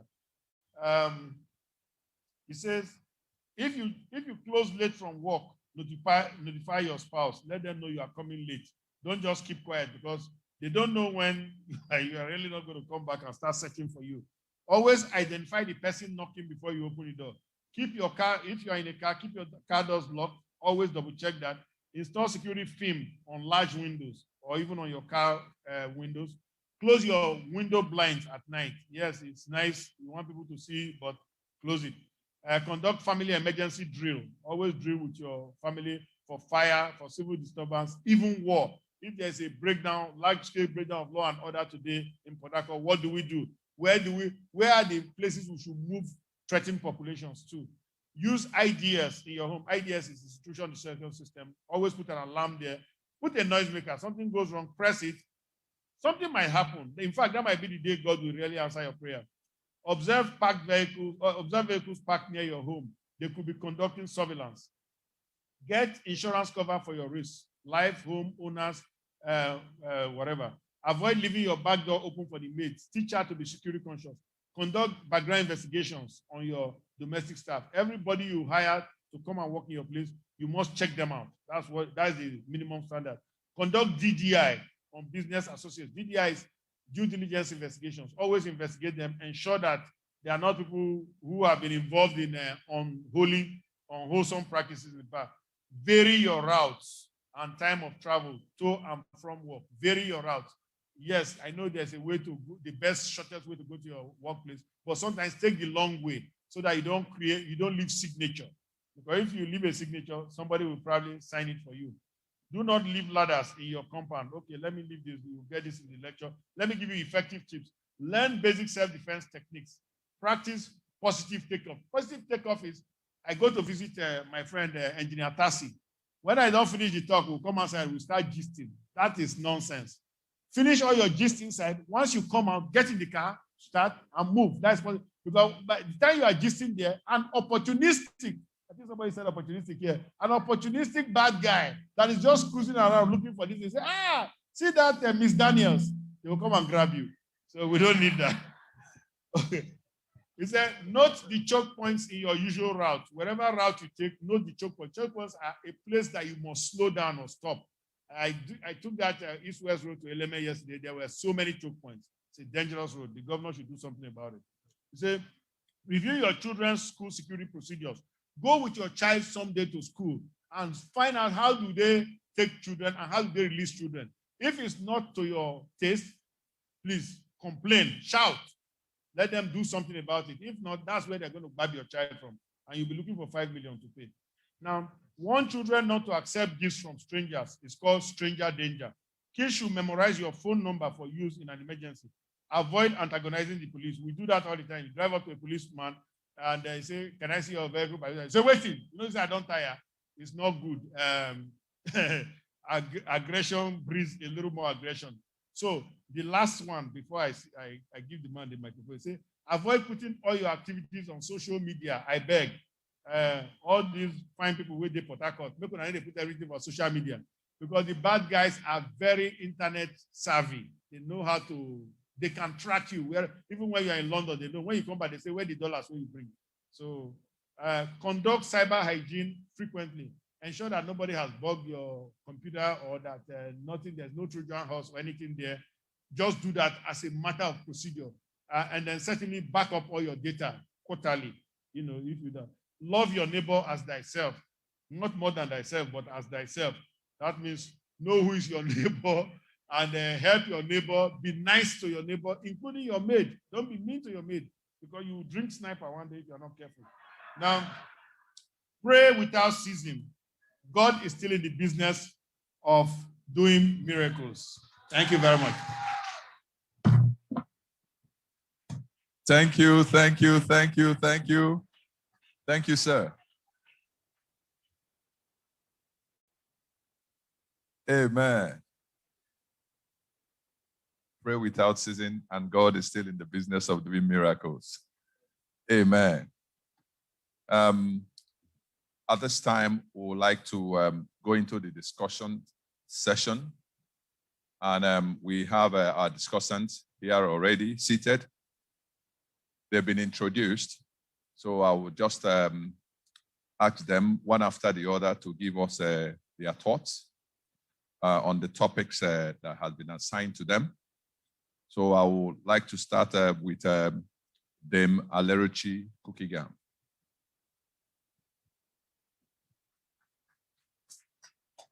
Thank you very much. Good afternoon. As discussants, we have between 3 of us 10 minutes. So you know what that means. I'll just say Happy Democracy Day and distinguished ladies and gentlemen. It's a pleasure and indeed an honor to be here. And it's been a learning process because we have all learned so much from our keynote speakers. Let me particularly acknowledge my keynote speaker. I'm supposed to be commenting on his paper, Right Reverend Professor Dapo Asaju. This morning, I had the privilege of reading your paper, and I went up to you and I said, Prof. Sir, you have covered the field. I want to thank you for an inspirational paper. Before I got your paper, my thoughts were, what message do I want to drive? And I felt that key amongst all of it should be to ask the Christian community and the church to speak out. I want to say that you spoke out loud and clear. And we should see more of that because the trials and tribulations of the Christians are mind disturbing at this time. So I want to thank you especially. I have also noted the 20 points of what we want. But I want to place some caution. I want to say first and foremost that I am a Christian, and I have also had the opportunity of being a politician. And I want to observe that in the last 22 years of the Fourth Republic, we have had countless Christians participate in politics. And part of the ills that trail us today is because of some of the acts of us that are Christians in politics. So it's very important that we drive home the point that, yes, I had as part of my contributions that Christians must arise and participate fully and effectively in politics. But having said that, we must show our true color as Christians. We must show ourselves as the light and the salt of the earth. We must not pay lip service to the fact that we're Christians. Otherwise, we would go nowhere. Our nation is at this moment in a very sorry state. And we really need to be solemn and ask ourselves a few questions. This is not a time for us to play politics. It's not a time for the major political players to take anything as politics, particularly the insecurity. I'm alarmed. I haven't had the opportunity of getting security reports to know the extent to which we are all at risk. And I want to say that let us solemnly ask ourselves, what are our roles as individuals? I know that your paper dealt considerably on the public sector and the actors in the public sector and the politicians. But let me go to my brother George and say that the private sector has greatly impacted our nation. A lot of us in this room may not be in the public sector, we're in the private sector. So we want to ask ourselves, what is our role? What have we played? What role have we played in ensuring that we have a nation that we can all be proud of? It is important that we ask ourselves those key questions, because that is really the reason, the way we can get the kind of patriotism, the kind of enthusiasm, the kind of pride that we're looking for as a nation. We cannot hide under the cover of saying that we blame the president, we blame the governors, we blame the legislators. Let us also blame ourselves. Because each and every one of us, in our various small cells and fields of endeavor, even as a cleaner in this place, you are adding value. You are adding value to society. So my call is that it's a wake-up call for all of us. Whether you're in politics, please join politics. I strongly believe that everybody should be concerned, because we can all see now that if you look back, we are all suffering the effect of not paying attention to what our leaders are doing. We need to ask for transparency. We need to ask for accountability. No leader is doing us a favor. I also want to say that there is no leader that is greater than Nigeria or our democracy. So no matter how embittered we are with any leader, I agree that it should be 5 years and then they go, everybody. But within those 5 years, we cannot truncate democracy because we do not like some particular people. So we must make sure that at the end of the day, our nation remains one. I agree, like I said, that Christians should join. But most importantly, we should not overlook our youth. They are the ones that are really the future of this nation. There is a disconnect. I hear the president oftentimes say that there is a disconnect between society and the youth at this time, because they are all really in a quandary. They don't know where they fit in. So my appeal is that quite apart from Christians coming out, we also need our youth to participate fully and effectively. We all saw the effect of EndSARS. and we saw what is possible. The youth have the numbers, they have the skills, they have the versatility. So they are a veritable source that nobody can overlook. Let us get our youths involved. It's all well and good to say everybody should join politics. It's a long and arduous process. Before the last elections, we tried to see the third force come into effect, and it was a difficult process. So as Christians are called to come out, let us know that it is a long haul, but it is something that is doable, because we really need people of God to be in place of service. If we have people of God in place of service, we cannot have the kind of injustice that we see. We cannot have the kind of lack of sensibility to our neighbors. So we all really need to brace up and make our contributions to the building of our nation, Nigeria. Thank you. The last thing I want to talk about is, I heard your points on constitutional reviews and restructuring. I was Attorney General 17 or 18 years ago. As Attorney General, we submitted all kinds of documents for the review of the Constitution, for restructuring, and for all of that. Nearly 20 years later, we're still talking about it. Let us not be fooled or hoodwinked by the politicians. Whatever kind of documents we have, we can still excel as a nation. Yes, there is a need to tinker, but we need to be more attentive. Even the reviews that are currently going on, everybody is kind of shut out. It's really circulating among the politicians. And the same reviews we're having now, if we're not careful, we will have it again in the next 5 years. Yeah. So there is a need for us to know that it is really not the documents that we are using that is the problem. It is the intent to be fair and to do good and to even abide and obey.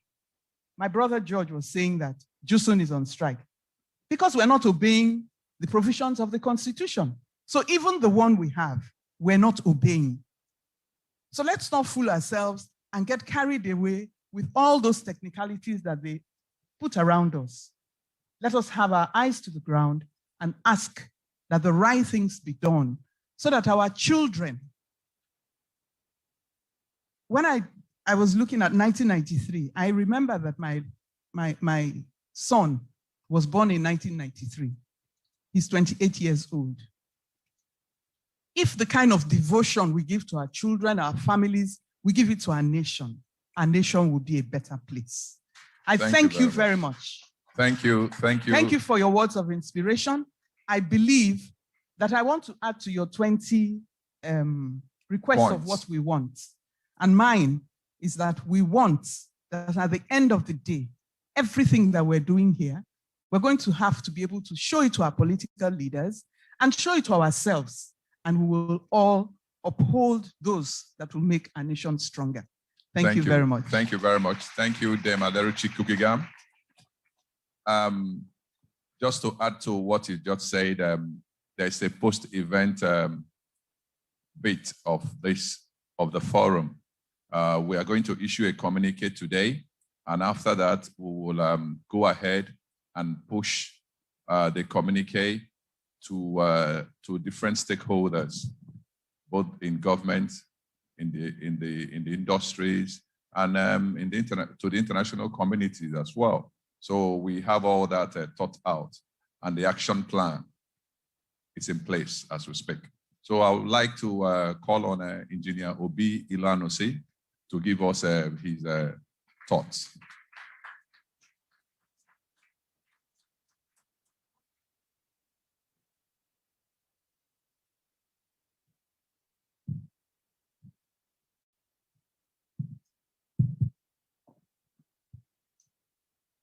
Distinguished ladies and gentlemen, all protocols observed.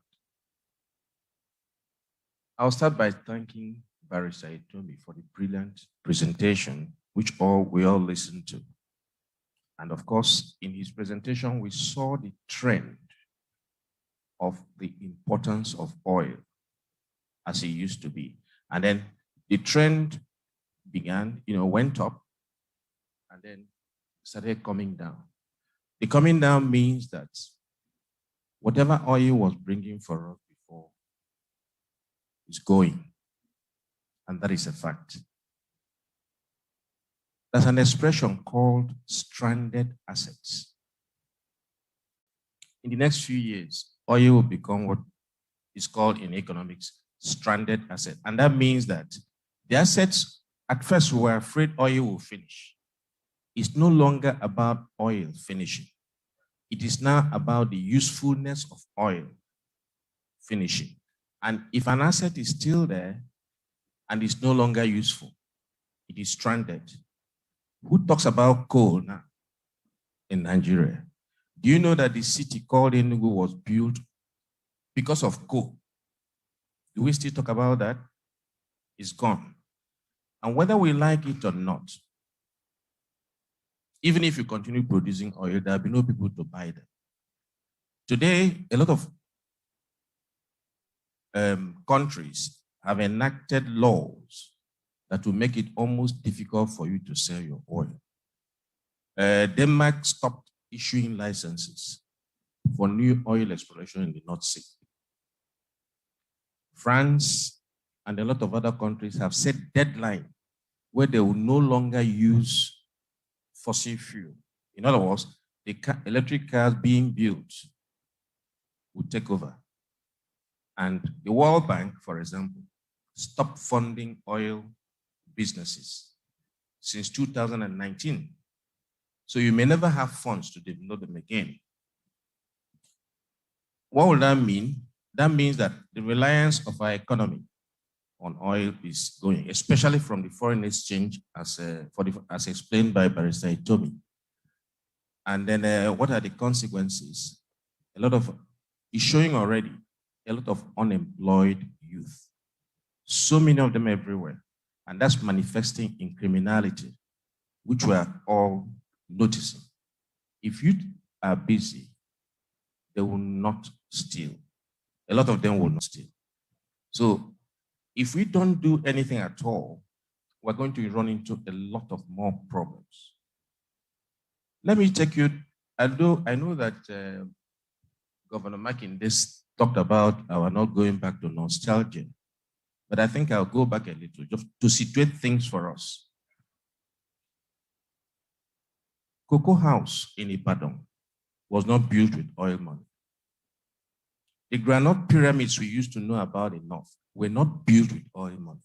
And coming to the East, as he explained, where we have palm oil, do you know that Nigeria produced 43% of the world palm oil in the early 60s? Malaysia began commercial palm oil production in 1917. Less than 50 years after, they overtook Nigeria. Palm oil is native to West Africa. This is where God put it. Every other place you see palm oil in the world, they came to take it here. Of course, the story of Malaysia, we all know.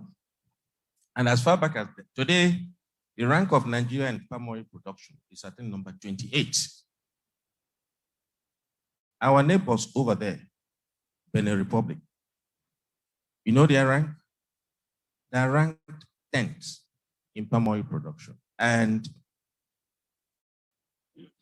not only the rank, they just make up the whole land area of Benin, just about 12% of Nigeria's size. And their population is less than 7% of Nigeria. And they are ranked number 10. You see, I'll give you another example. Thailand. What do we know Thailand for? I think it's rice. A lot of rice comes from Thailand, and we love it. Yes, because they have cultivated over nearly 10 million hectares of land dedicated to rice farming. In addition to that, they are ranked number 7 in the world in palm oil production, which is supposed to be our area of strength. I'm saying this because the past was good, and we can aim to reenact what was here in the past. We can, and I think we can do it. Let me just suggest a few things. To move forward, we have a lot of youth that are not employed. Some of them are graduates of aeronautics engineering, nuclear physics, and all sorts of things we may never use here in the near future. And then what I think is this: there should be conscious effort by governments to mobilize this youth. Anybody who is a graduate can be taught commercial farming in a matter of 3 months. They can be gotten together, trained on commercial farming. Within 3 months, they become practical. And I think these things are very, very possible. Agriculture is the future, whether we like it or not.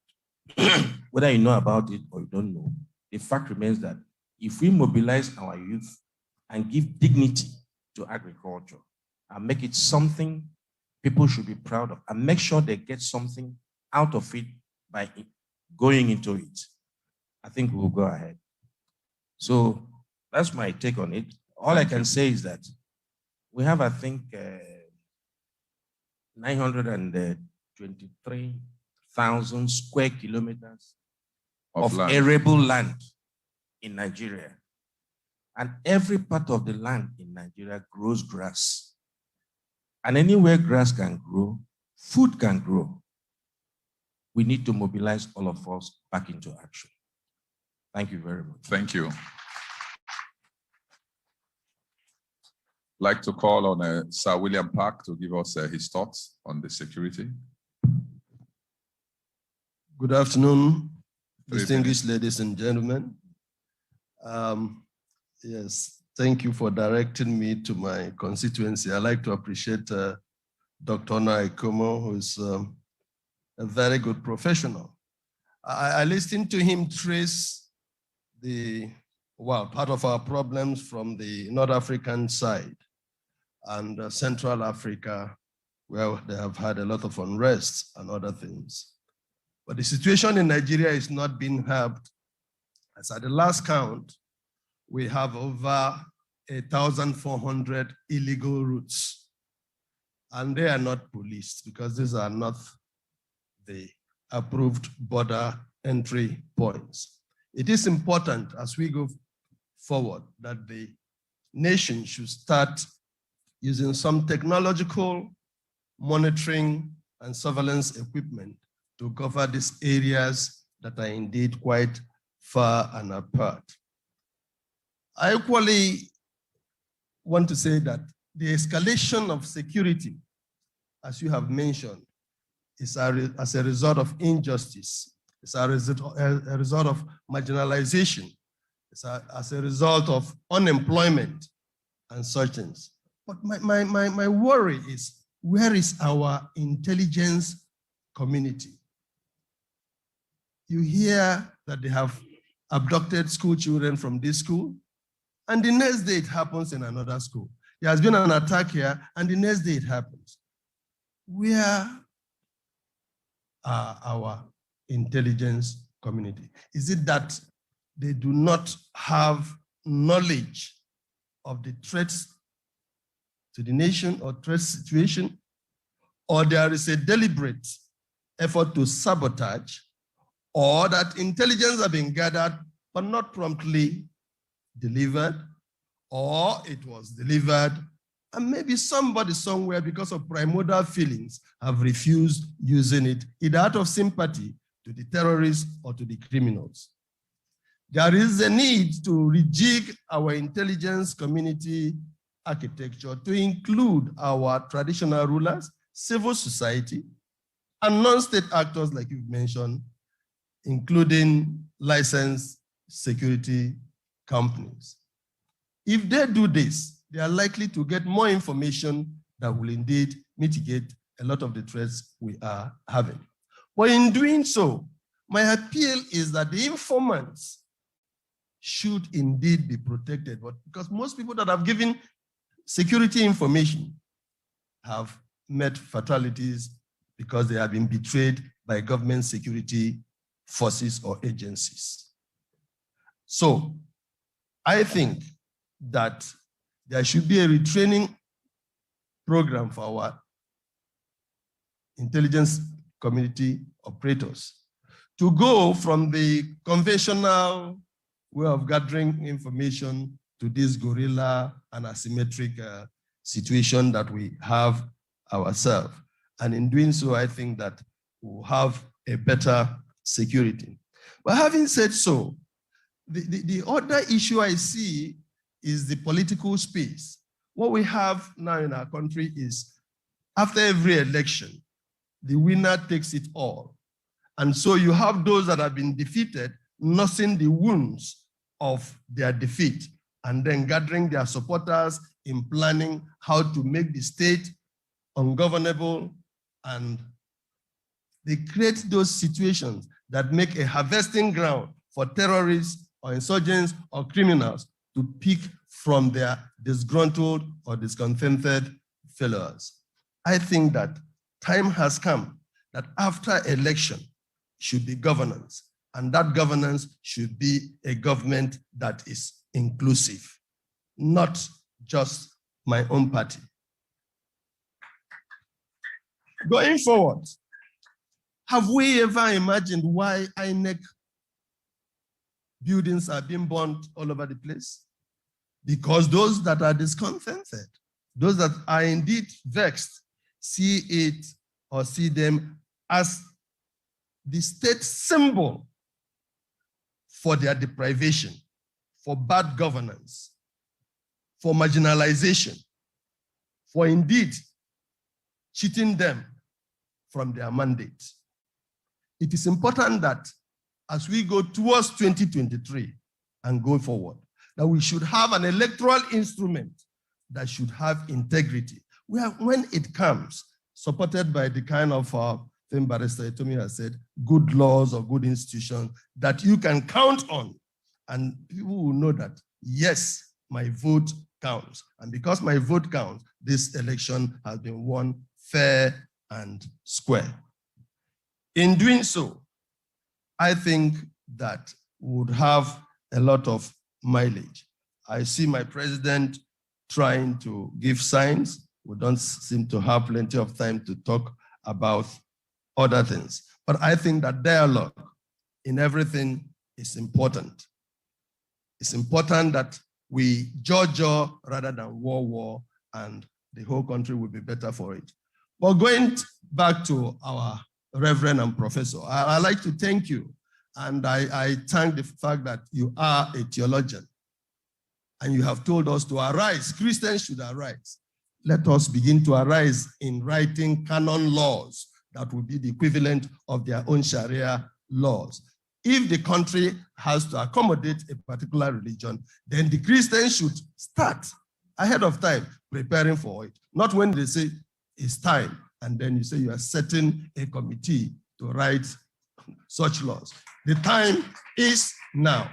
Thank you. Thank you. And finally, I'd like to appeal to the government to have the political will, the commitment to indeed know that the country is in danger because of the insecurity. Without security, there will not be any investment, whether you are leaving oil or you are going to agriculture. Thank you very much. Thank you. Please, may we stand? May we stand?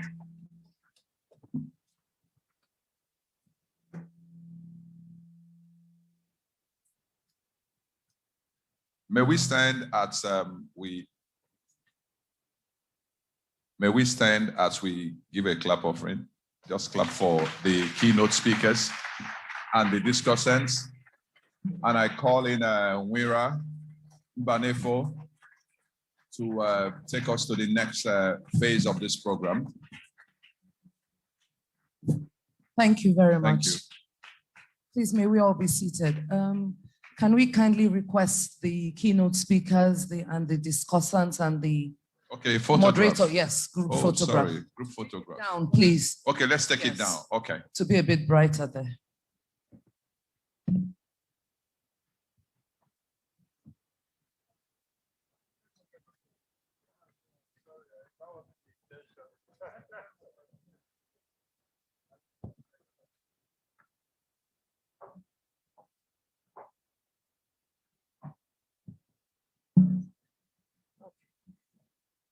Thank you all very much. We would agree that this first stream has been indeed very riveting, and we've learned a lot.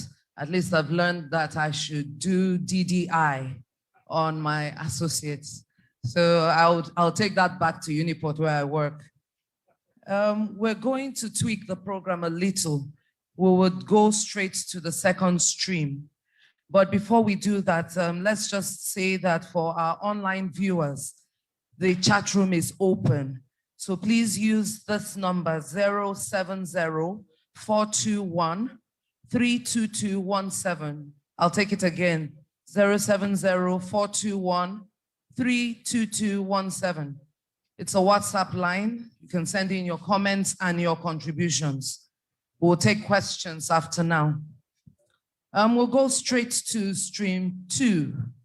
And we'll start by inviting Mazi Samuel Ihanyuchukwu Ohabonwa to the rostrum. Please put your hands together for him. Let's not be tired. Today is our day. Today is Democracy Day, and I know that what we would discuss here would raise a lot. Mazi Sam Ohabonwa is the founder, chairman of the Sam Ohabonwa Foundation for Economic Empowerment. He's the current president of PSN, Pharmaceutical Society of Nigeria, the chairman of the Abia State Public-Private Partnerships and Investment Promotions Governing Council. He currently sits in the board of many companies and is a former chairman, CEO of Pfizer Products PLC and the resultant company from a management buyout, Nymeth International Pharmaceuticals PLC. The nation, in recognizing his selfless service, has honored him on 3 occasions as member of the Order of the Niger, MON, in 2001, Officer of the Federal Republic, OFR, in 2011, and National Productivity Order of Merit Award, NPOM, in 2018. Mazi Sam Ohabonwa is also an author, and he has played a role in nation building. He's a lay minister, a social worker, a community leader, a nation builder, and he's passionate about playing a leadership role in the transformation of Nigeria from a third world country to a first world nation. Please, let's put our hands together for him as he takes his seat. Welcome, sir. The other 2 keynote speakers would play the video of their addresses, but permit me to recognize Mrs. Ibukun Oluwa Abiodun Awoshika. Mrs. Awoshika is an entrepreneur, a business executive, as well as an ordained pastor. She's a graduate of chemistry from University of Ife, now Obafemi Awolowo University, Nigeria. Ibukun Awoshika is a co-founder and past chairman of Women in Business, Management and Public Service, WIMBIZ. She's also a multiple award-winning entrepreneur and the first Nigerian recipient of the prestigious International Women Entrepreneurial Challenge, IWEC Award, as a nominee of the US Department of State in 2008. Ibukun Awoshika is the first female and immediate past chairman of First Bank Nigeria. Please, can we put our hands together for her? Women power. She's happily married to Abiodun Awoshika, and they are blessed with 3 wonderful sons. And our third keynote speaker, he would also speak virtually by video, is Dikogu Egwatu Chukwumerije. Dike was born in Lagos and had his primary and secondary education in same city before moving north to Abuja. He studied for an LLB law at the University of Abuja and later obtained a master's degree in law and development from SOAS, University of London. Permit me to say that DK is my call mate. So 2003 call sets were indeed honored to have him speak at this forum. Chukwumerije is a member of the Abuja Literary Society, ALS, and a host of the groups Book Jam and Poetry Slam. He is Nigeria's most prolific performance poet with 3 successful performance poetry videos. Permit us to also add that at TEDx Maitama in September 2017 and at the 23rd Nigeria Economic Summit in October 2017, Dike's rendition of his poem, The Wall and the Bridge, attracted widespread public attention to his message of the need for a national rebirth and a reawakening of social consciousness. Dike comes angle to this forum. What is left for me to do is to introduce our prolific moderator for this particular session. He's none other than Barrister Sotonye Etomi.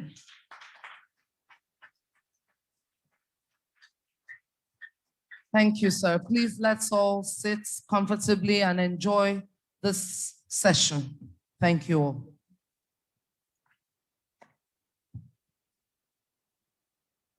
Oh, sorry. We also have some discussants. I think I was excited to get on with the session. I apologize most respectfully. Let's first introduce Mr. Isaac C. Okemini. He's a fellow of the Chartered Institute of Accountants of Nigeria. He's a graduate of University of Lagos and University of Port Harcourt. He's also an associate of the Chartered Institute of Management Accountants, London. He comes with over 4 decades of experience in corporate and public sector management, and he has diverse experience in the various sectors of the economy. Welcome, sir. Our second discussant for this session is Elder Henry Onuga.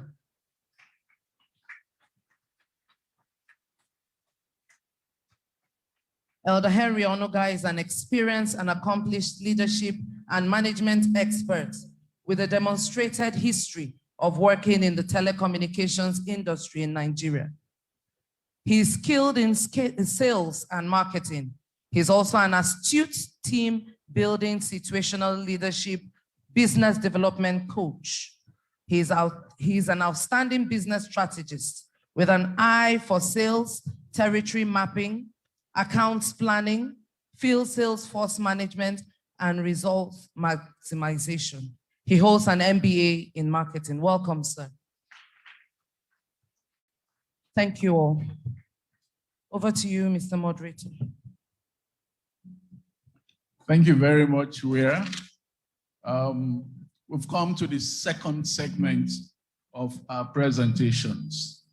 We would not waste much time, and so I will quickly and right now call on Mazi Uwaboa to speak to us on the plight of the entrepreneur in Nigeria. Thank you, sir.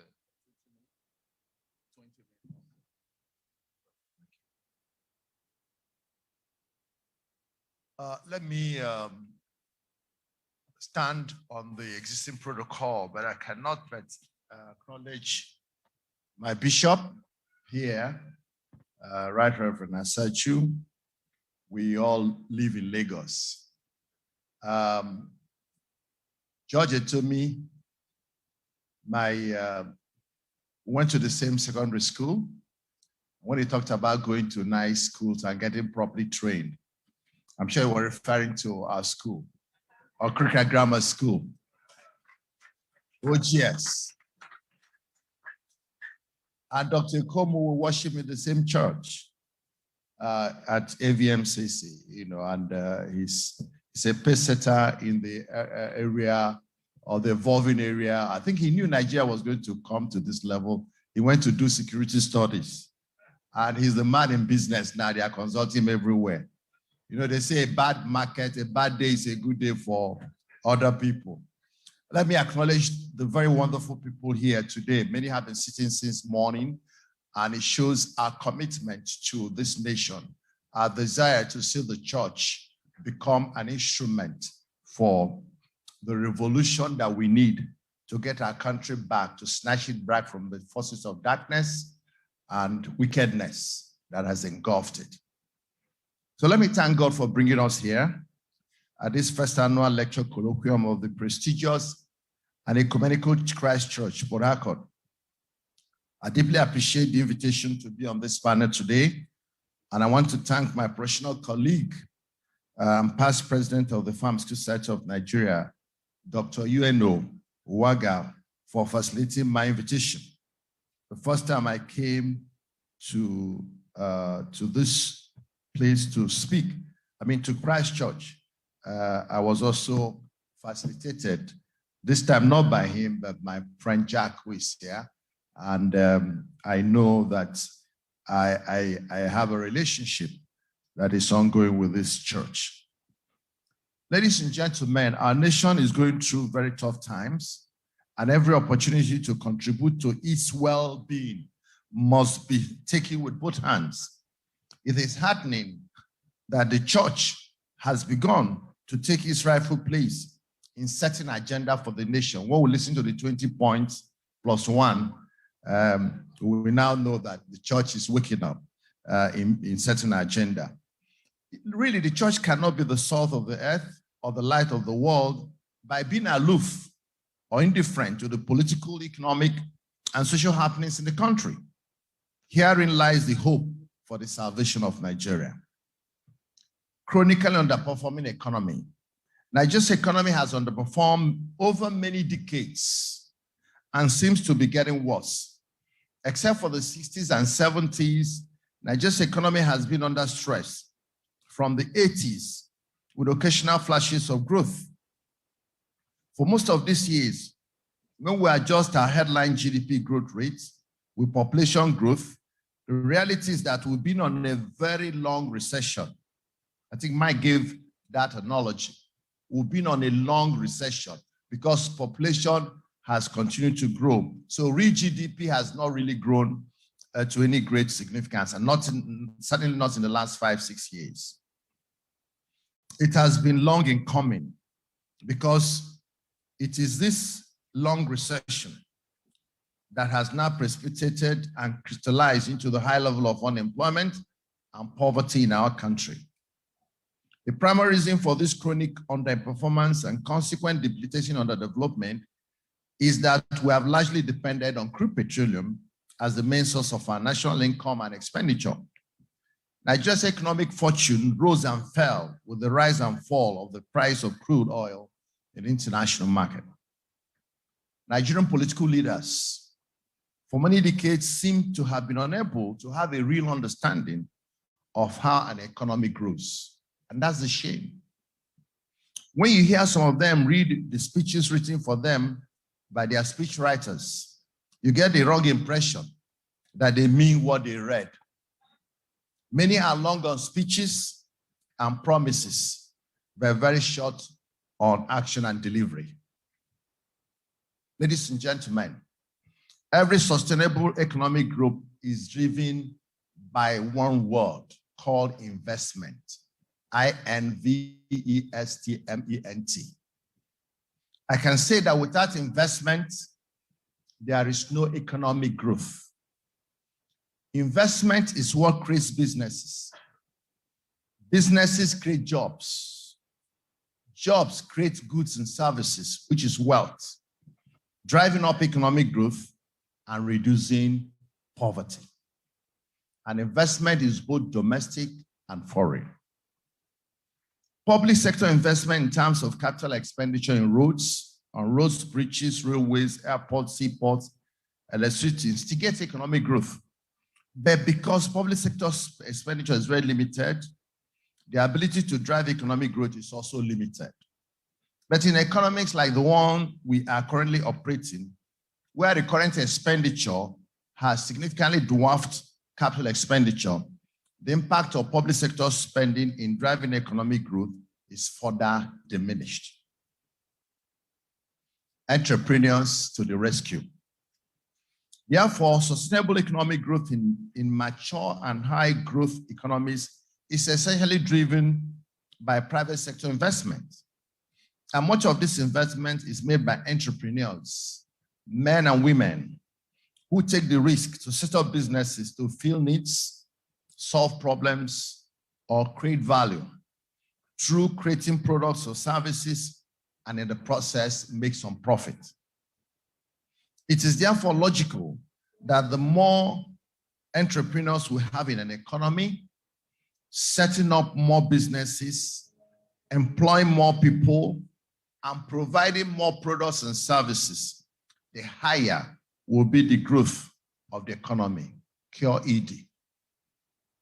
Accordingly, we should expect our governments at their different levels to put their major focus on attracting these entrepreneurs to their jurisdictions.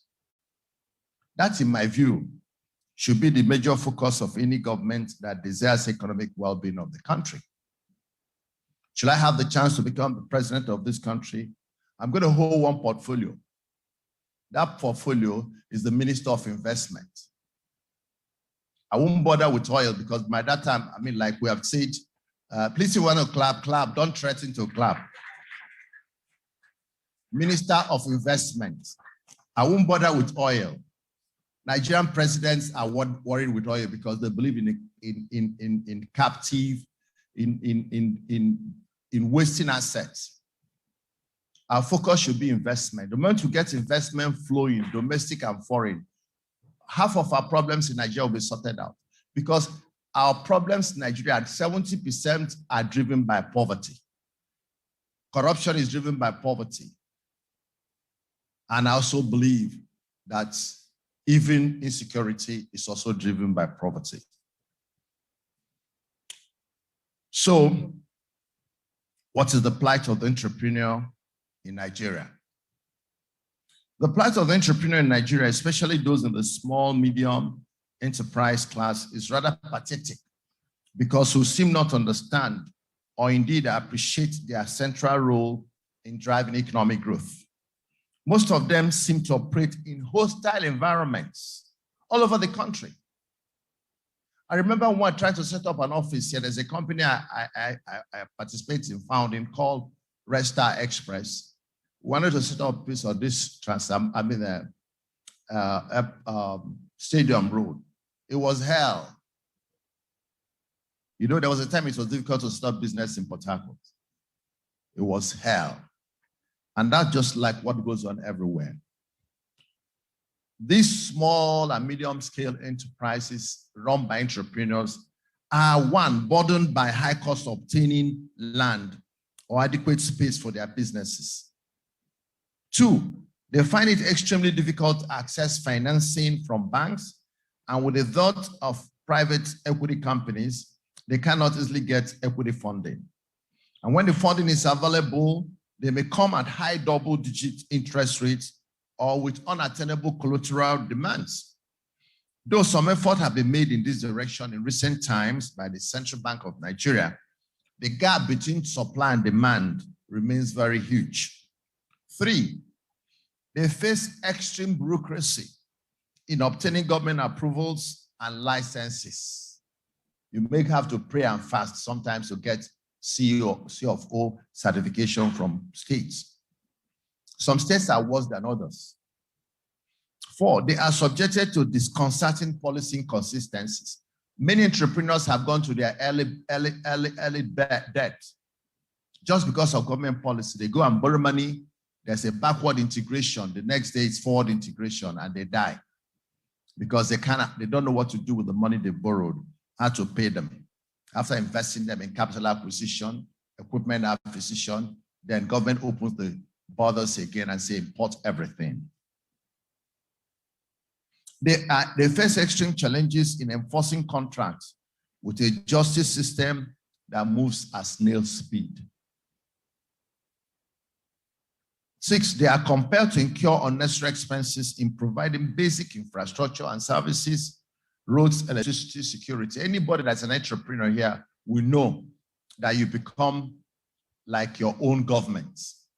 In most places, including our beautiful Lagos.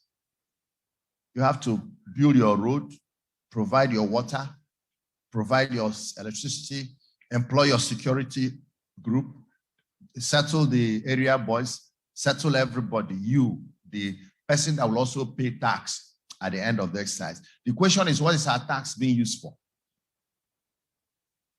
7, they face multiple and multifarious taxation, stroke extortion from state and non-state actors. 8, they operate in high inflationary and high cost environment, which often makes them globally uncompetitive. 9, they are confronted with high incidences on fair trade, illegal copying, imitations, lookalikes, faking, and smuggling. Those of us who write books, after you finish selling the books at lunch, that's the end. They just go and make copies, and it's all over the place at less than 1/3 of the price. And if you take them to courts or to police, you may end up spending more money than you will have otherwise spent. 10, non-existent or insignificant incentives from government. And in a few cases, where there is provision on paper, there is hardly performance. Some states, go to check. I serve in a state public-private sector investment promotion council. You know, we have, when you come to our state, we'll give you documents of incentives. But in many states, to assess those incentives, you probably not even try, because you will waste your time. You want to see some key government officials. You're going to attract an investor from Europe, of America. He arrives in Nigeria. He can't even see the government officials. They give him an appointment, they won't be there. What do Nigerians want? Nigerians are tired of living in a country with 43% of youth unemployment, 22% of underemployment. So in the youth population, you have about 65% unemployment and underemployment. Nigerians are tired of living in this nation. And a country with over 50% poverty rate and 51% misery rate, Nigerians are tired of living in this country. Nigerians are tired of living in a country that has failed to diversify its income sources from grouping.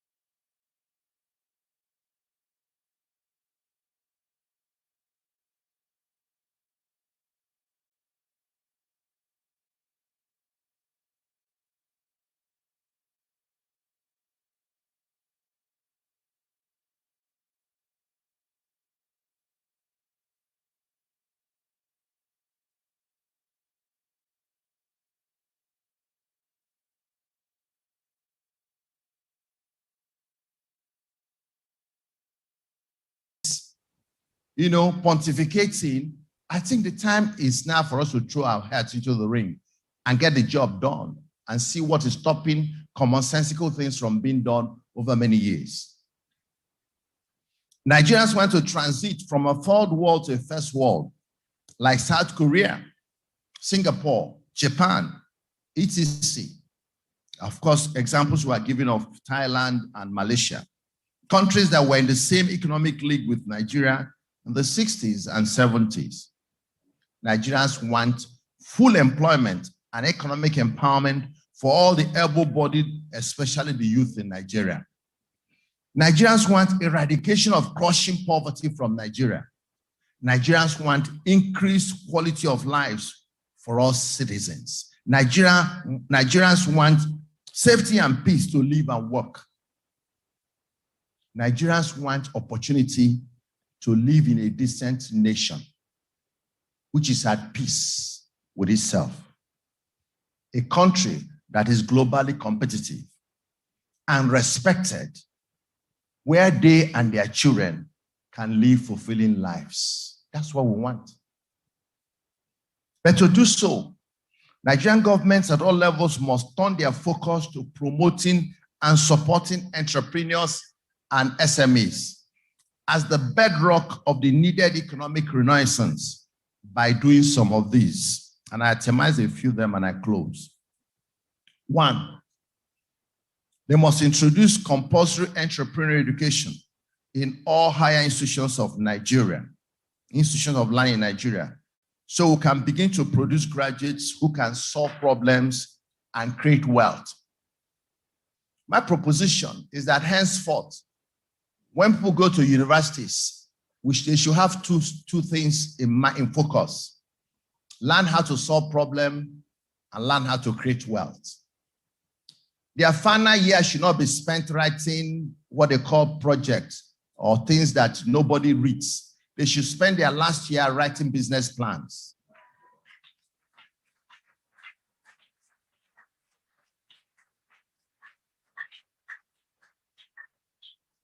When they want to do masters or PhD, they can do those dissertations. I know that nobody read mine after my instructor, supervisor.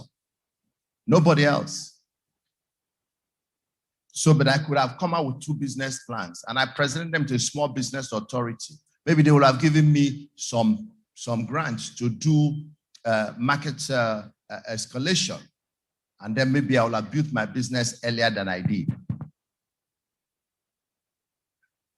Number 2, we must make land and other inputs easily accessible to young entrepreneurs. You know, many young entrepreneurs will have been doing business, but they need land.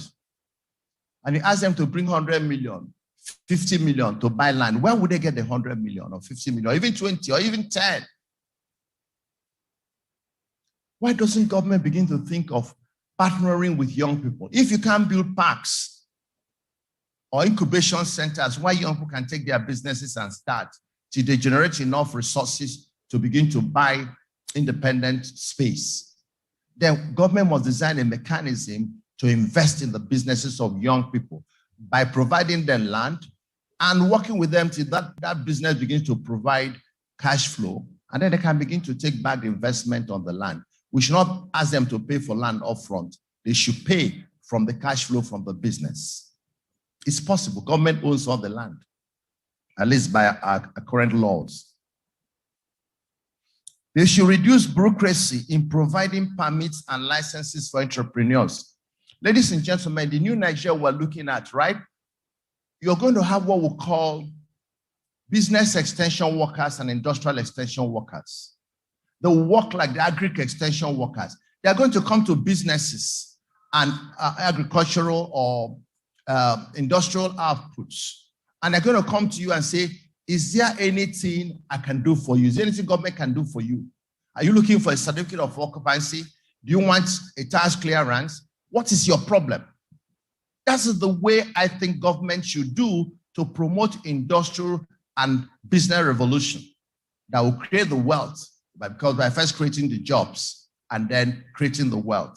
And then we'll deal with the issue of low productivity and issue of joblessness.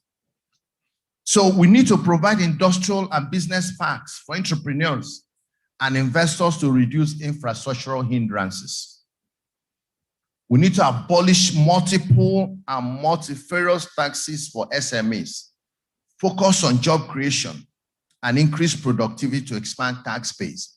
As a matter of fact, we may get to the point where we should even stop asking SMEs to pay tax for a given number of years. Why? What is important to government is to be able to get people employed. And if people are employed, even if that company is not paying tax, there's going to be personal income tax that will be paid by the employees, and they're going to spend their money in buying goods and services, and they instigate economic growth. And of course, through those purchases, you also get tax from them, sales tax. I believe that we should also create a stable policy environment, promote access to low interest and long-term financing for SMEs. The central bank has been doing a great job, but what they're doing is a drop of water in an ocean. The physical side of government must key in to the monetary side so that we can have the kind of stimulus. I mean, has anybody asked why America, since the COVID-19, how many rounds of stimulus they have given? Some trillions. Sometimes they had to mail checks to people, to people who have families. They mail check. It's not a loan. Why did they do so? Were they for the Christmas? They understand that is when the economy is moving, when there is purchasing power, that's what drives an economy. And in the long run, America will recover all that free money through increased taxation, whether it is sales tax, because everything in America is taxed. Even if you want to die in America, they also tax you for dying. We must design a bucket of irresistible incentives to promote investment. You must make yourself attractive for investment. You cannot beg investment. I think one of the panelists said it, and maybe George. You can't beg investment. Investment flows. You know, you can't beg water. You know, water flows down the hill. It follows gradient. That's how investment goes. It follows from where it's least recognized and rewarded to where it's better recognized and rewarded. That's all. Create a flow. Let people run into Nigeria. Investors arrive at the airport. You receive them on a red carpet. They are the people who should provide bullion vans or provide protection, not for Nigerians, except if those Nigerians are investors.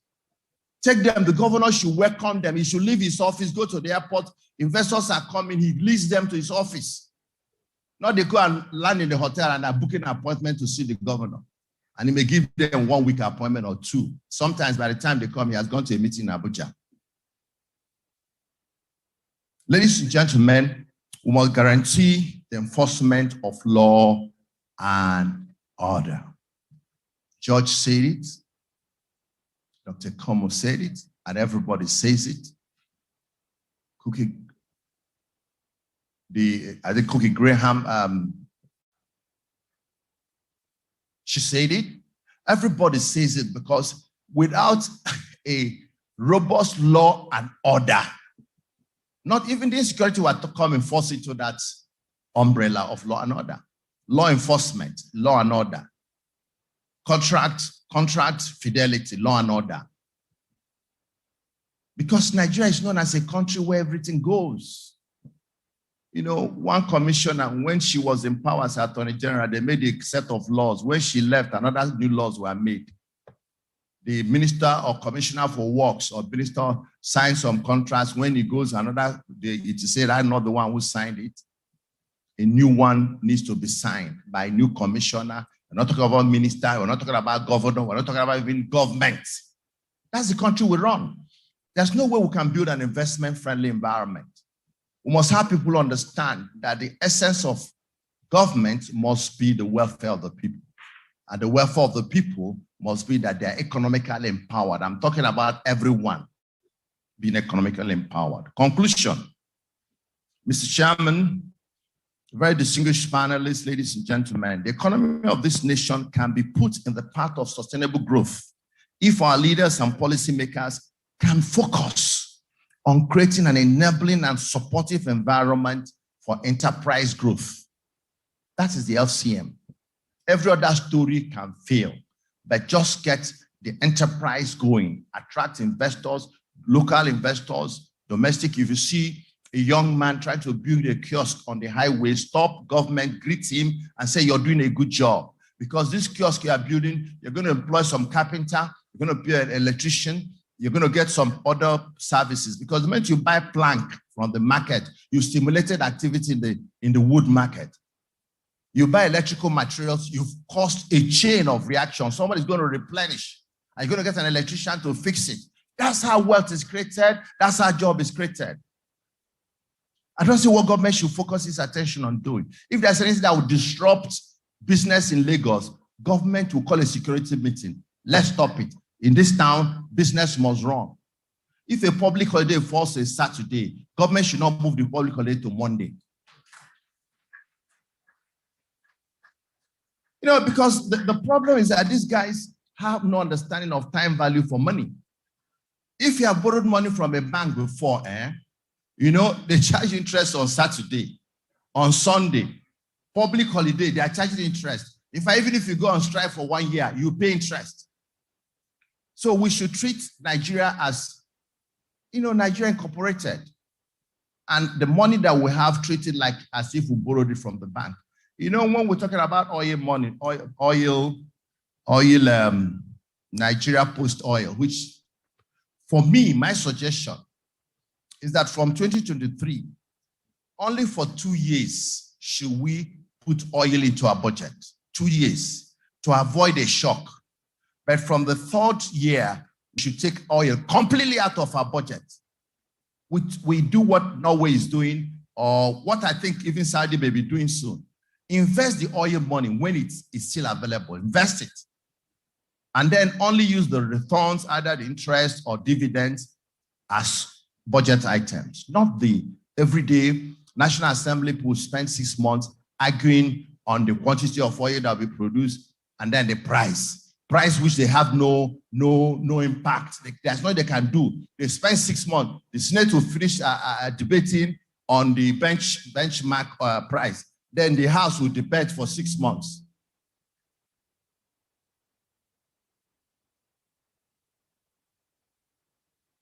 It is the most effective way of creating jobs, growing wealth, and reducing poverty. Additionally, it's also the best effective way of sustaining income for government through taxes, corporate and personal. Truly I believe, that Nigerians want a new crop of enlightened, visionary, honest, competent, and courageous leaders that will ignite an entrepreneurial revolution that will take this nation out of chronic economic quagmire and unleash a new phase of economic prosperity for its long-beleaguered citizens. Thank you, ladies and gentlemen. Thank you, sir.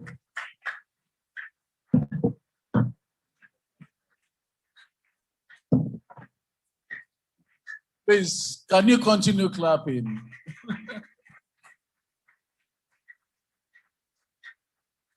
Yeah, thank you very much. What do Nigerians want? But the church is actually setting the agenda for nation building and for a new and effective Nigeria. I heard very clearly, sir, that the entrepreneur wants certain things. Government to create an enabling environment, clearly, and a supportive environment for economic growth. On that, every other thing will be hinged. Of course, peace and security crucial, but government must intervene by bringing up good regulations. Government must intervene by coming up with incentives. Taxes, yes, are ways of raising revenue, but taxes cannot be punitive. It is a principle in tax law. Taxes also could be shield, it could be sword. They could be used as incentives. But of course, in Nigeria, taxes are almost eating into your capital. Well, we pray that the government will listen. The church is speaking. The voice of God must be heard. We'll go on to the next presentation. The next presentation is by Ibukun Oluwa Abiodun Awoshika. She'll be speaking to us virtually, and she'll be speaking on the topic, harnessing the economic potentials of Nigeria. Media, are we ready to go?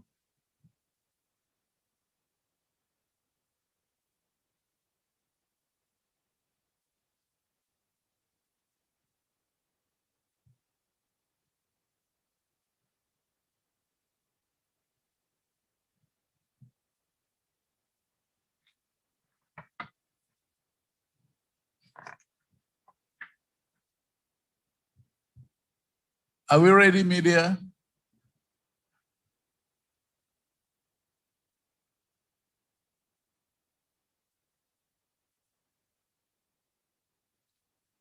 So that means additionally, in government policy, with government coming up with strike policies, I think they have to be deliberate. There has to be a deliberate and strategic government policy to address different sectors of the economy.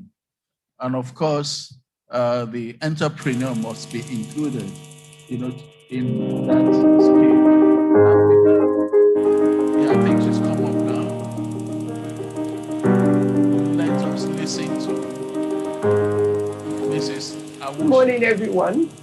It's definitely my pleasure to be here to join you at the summit. I wish that I'm in Port Harcourt to physically be there. It's always more fun when you can engage with the audience physically, but unfortunately, for many, many reasons, I'm unable to get to Port Harcourt. And we thought we'd use technology to close the gap.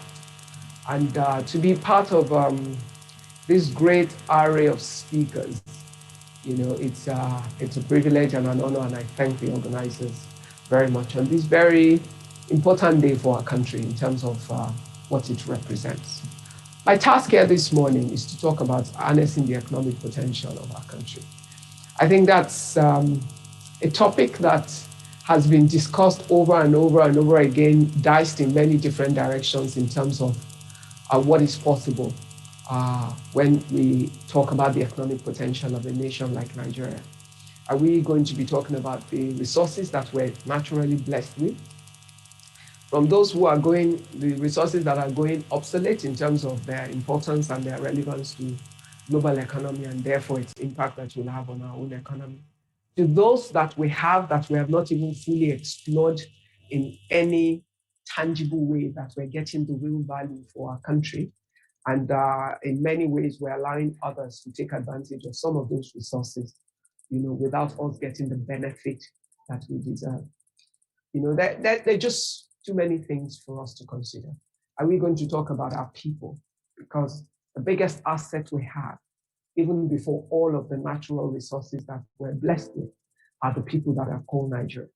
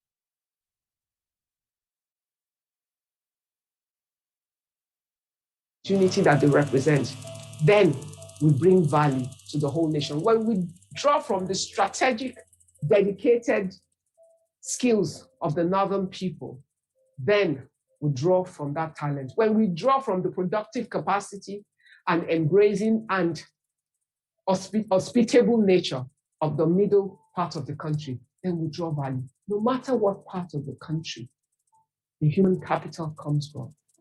Apart from a common knowledge base, There are characters and traits that are inherent in our different people that represents opportunity for us and talents that we can harness, both for national productivity and for export of human capital, which some nations depend on largely, which we have the capacity to, because Nigerians are doing excellently well across the whole world. They have been worthy ambassadors of the nation in expressing their talents, their skills, and their gifts. And you would find that most of them are people that were originally educated in Nigeria, went out of Nigeria with that fire and that passion to do amazing things that we seem to have in abundance as Nigerians. Now, a nation that wants to deal with its human capital as an asset, as a resource for economic development, must invest aggressively and be more strategic about the kind of education that it delivers to its people, which means we need to invest in our educational system.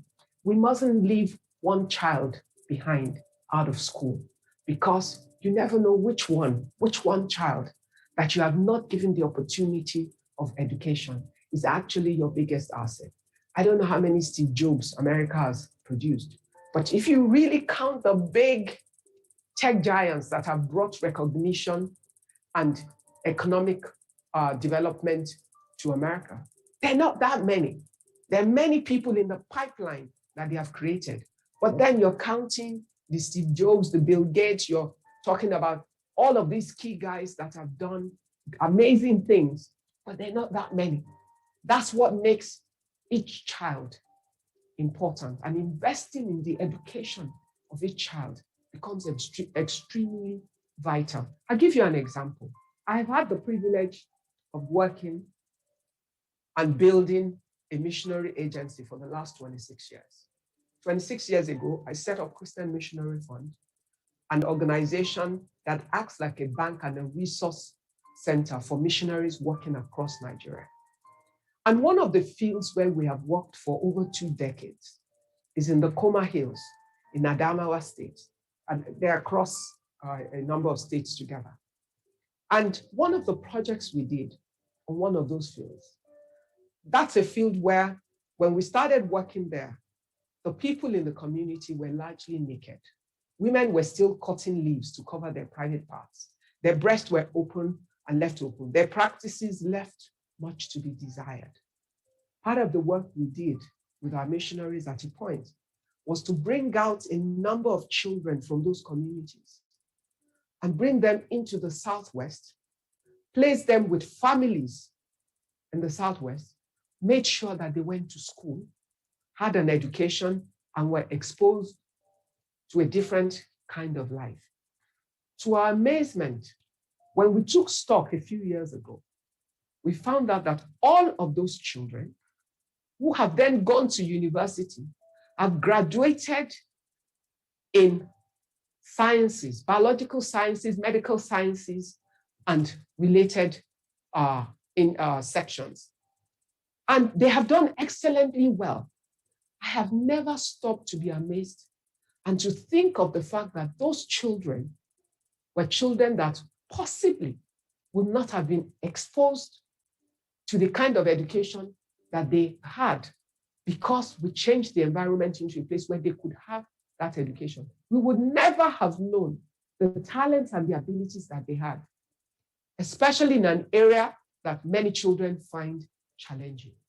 If we take every single Nigerian child and we create an equitable opportunity for them to be educated, we can open many tracks from the technical skills track that is important to our industrialization, that will help us in innovation, that will help us in creating solutions for many situations. If we invest in it and we're not just paying lip service in some ways to our educational program without any strategic agenda tied to a national development for the long term, then we can readily develop our manpower in a way that we can have those we need as a nation, and we can have those other ones that can serve the rest of the world, but always be able to bring value back into Nigeria. As of today, if you ask the Central Bank of Nigeria to give you data, you will find that the second largest source of foreign exchange for us as a nation is the repatriated funds by Nigerians in the diaspora. What does that tell you? That we can have a deliberate strategy of exporting manpower. But before you can export your manpower strategically and deliberately, you must put in a structure, you must put in a system, you must educate for need. You must educate as is required in the international market, in areas where there are gaps and people are seeking for manpower to import from other countries. Dubai or UAE is an importer of labor. Maybe 90% of those who work in Dubai are not from the UAE as citizens. They are from the rest of the world. And there are multiple markets where there are shortage of human capital. We have excess of human capacity, but we must train them for the opportunities that we want to seek for them. We must have a holistic plan that ties our different activities together in order for us to harness the economic potential of our country. When we're building infrastructure plans and all of that, we need to think about how we tie the human capital to the infrastructure development. We need to think of the next 10 years, the next 20 years. Where are the areas that we want to grow as a country? What kind of human capital will we require for that? How do we ensure that the training that we're building right now and the areas of focus within our universities or our colleges or our technical schools is focused in those areas? And how do we tie those manpower development to economic plan? So when we're planning the roads and everything, what do we build into the contract in terms of the number of young Nigerians that are technically trained, either through technical school or through universities and all of that, that will be tied to the infrastructure plan, investment, and spending that we will have over the next number of years, so that we do not have situations where we empower foreign companies that have the capacity to deliver what we want, but we do not require them to effectively take on board huge numbers of Nigerians for the execution of the project, so that there's knowledge development, but also a lot of the economic value is retained back within the country, and that money travels through our economic layers. When you pay someone a salary, you pay their landlord rent, they will buy food in the market, they will pay for their children's education, they will pay their tailor, they will pay, the wife will pay the hairdresser, or the wife herself, who is part of that economic chain, is paying her hairdresser, she's paying her doctor, she's paying for her business. There are multiple routes that money travels within an economy. But if it's not planned and it's not meant to reflect the economy in any way that it does, we lose the value that that money travel should create. We lose it because we have not strategically thought about how we want to do things and where we want to go with the plans that we have. As a nation, we have massive arable land that we cannot, I mean, you drive on any highway in Nigeria, you're still looking at huge expanse of land that has just got wild vegetation on it, which means it's massive arable land that we have not even cultivated at all. We have the right climate to do many things, from the southwest to the southeast to the middle belt of Nigeria, to areas where there are things you think can only come from Europe that, you know, if you go into Plateau State, around Jos area and all of that, there are multiple things that you can do. We're blessed with a land and a nation that gives us the opportunity to do multiple things within the same country, because the nature of our land from one end to the other is different, and each difference represents a different opportunity. But how do we economically mine it for purpose? That brings the importance of security, because when the country is safe and people can move from one end to the other, then we can have skills and talent travel across the land, utilizing the opportunities that our land presents. There's a lot that we can do. Geography, in terms of the diversity of our climate, of our nation, of the population. The skills are different from one area to the other. The talents are different from one area to the other. The things we can do, they're different. But all of it must be brought together in order to allow us to harness the economic potential of our people. One of the biggest things that for me about Nigeria is important is our natural, abundant passion for entrepreneurship. Our ability to create businesses out of nothing. Our ability to turn opportunities around like this. Our doggedness, our ability for long suffering in trying to create something out of a difficult situation. Nigerians are resilient people. We are resilient in nature. And that helps us in terms of being able to suffer through the process of building businesses. For us as a nation that has huge unemployment situation, we need many people who are building businesses, because with every business that is built, there's a job created. And every job that is created brings one more person, 2 more people, 10 more people into the economic landscape. And that makes a lot of difference in what we can do. So creating the infrastructure for enterprise development, whether the financial infrastructure or the physical infrastructure or the clusters and the hubs that would help the expression of entrepreneurship within our country, that would be key to us harnessing our economic potential. Recognizing the new generation industries, the entertainment industry, what fuels it, what kind of education is required, what kind of skills is required, what kind of financing structure is required to help the small, the medium, and the large. So it's not just a few big ones within it, but understanding the entire value chain of the entertainment industry and feeding it with the right economic model to de-risk it in a way that is easier for financial institutions to be able to invest in it and therefore help to grow an industry that without much help has created many jobs for many Nigerians, and it's playing itself out as a great economic contributor to the nation. Realizing that the skills of the past that were the celebrated skills are not necessarily the skills of the future.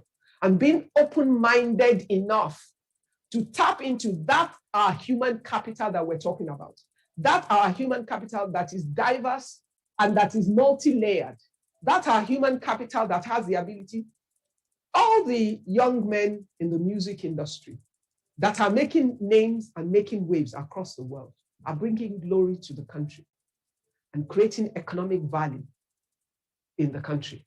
But they don't necessarily have a university education, because do you need one to be successful in it? If you have it, it's good because it puts you in a position where you are able to stand, to engage, to encounter, and to plan, and maybe you would handle the business affairs of your music business differently.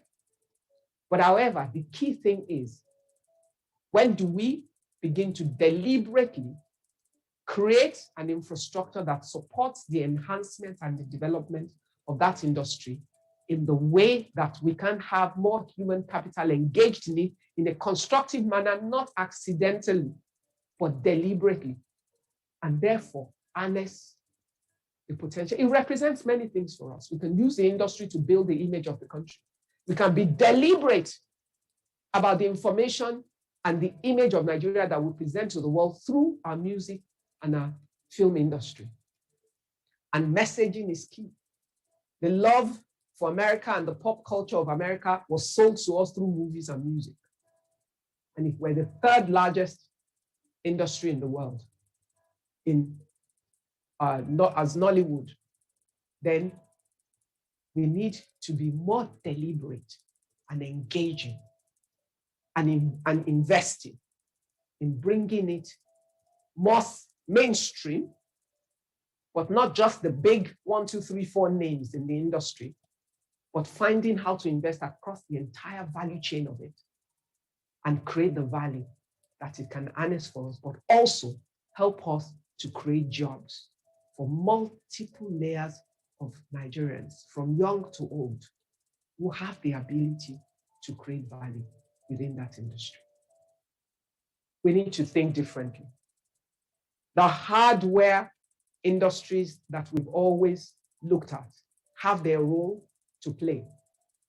And we must look at where the value is within the hardware industries as a nation for us to take value from. But we must also think of the emerging industries, the future industries, and the investment and the skills that will be necessary to drive it. We don't want to wait until other nations, smaller nations, are beginning to make 3 times, 4 times our national revenue. But because they make the right investment in those industries, before we wake up and try to copy, we need to think about how we lead in certain segments that eitherto we have not paid much attention to. Developing our human capital, because that human capital takes us into different sectors, different segments, and they represent assets, both in local currency and in foreign exchange for us as a nation. We must think in terms of industries, both traditional and emerging. We must think of how we think proactively ahead of time, how we strategically link the industries in terms of how the decisions that we make, how we look at the industries with how to derive value across the value chains of those industries, and how our strategic investments of today will lead to the value that we take from those industries tomorrow. How we tie our educational program into developing the right human capital for all of the areas that we look forward to being able to harness. How we make the choices that allows us to lead and not to follow. How we think ahead of the curve, and we encourage, we inspire, we set up the necessary infrastructure for a future that is literally upon us. And how we encourage the unusual players who are not your typical celebrated players, but who probably create more value than some of the big people that we celebrate and have the potential to. And how we strategically look at industries that have the potential to create the highest number of jobs if we apply ourselves to it and apply ourselves to it strategically, constructively, in a sustainable manner, and playing for the long term rather than the short term. We haven't been a long-term planner for a long time as a nation, but the future that we're going into requires more long-term strategic, proactive action for any nation to rule in terms of being able to maximize its economic potential. We have too many things given to us as a gift, but a gift is useless except you work it, and you work it effectively to achieve the goals that you have set for ourselves.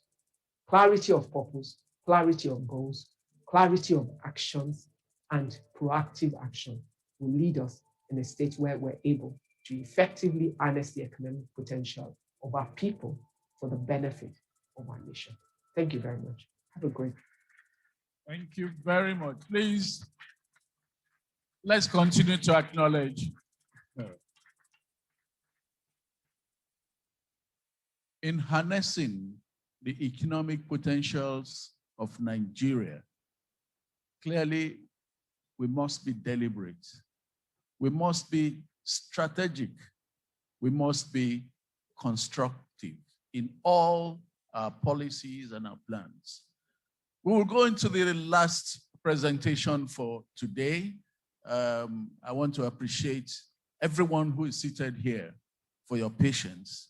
We would try as much as possible to move faster. Media, please, can we have the next presentation, which is by Dike Chukwu Merije. Dike Chukwu Merije, raising a new generation of Nigerians. Raising a new generation of Nigerians, particularly youths. But of course, everyone is a Nigerian. Media, please.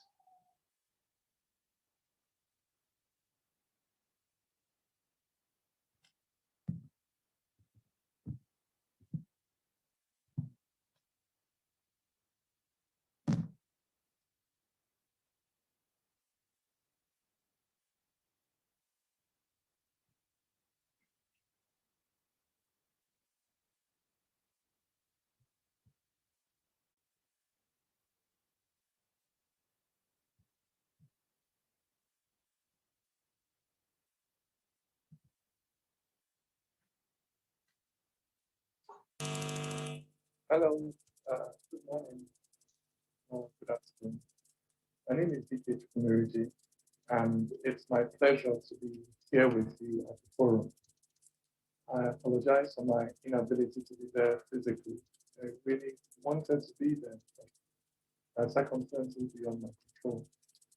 But I'm really grateful for the honor and the privilege of being able to speak to this distinguished audience on the topic raising a new generation of Nigerians. I'll go straight to my presentation so I don't waste too much time. On the matter of Nigeria's future, there are at least three groups of Nigerians. Firstly, there are those Nigerians who no longer believe in Nigeria. If you ask them why, they'll repeat statements like Nigeria is a mere geographical expression, Nigeria is the mistake of 1914, Nigeria is a forced marriage between incompatibles. If you ask them why, they'll tell you that the entrepreneurial people have nothing in common with the nomadic Fulani, that the Muslim looks to the Middle East and the Christian looks to the West, that the Sharia cannot coexist with a liberal constitution. If you ask them why, they will tell you that we are too different to live peacefully in one country, that Nigeria is a British colonial mistake that must be dismantled immediately so that each can go his way. The people in this group are always full of conviction because modern Nigeria, with all its contradiction, daily supplies them with ammunition. So the people in this group always speak with confidence. Now, in the second group, you have those Nigerians who would like to keep believing in Nigeria. The people in this group are conflicted within themselves. They look around and see how bad things are.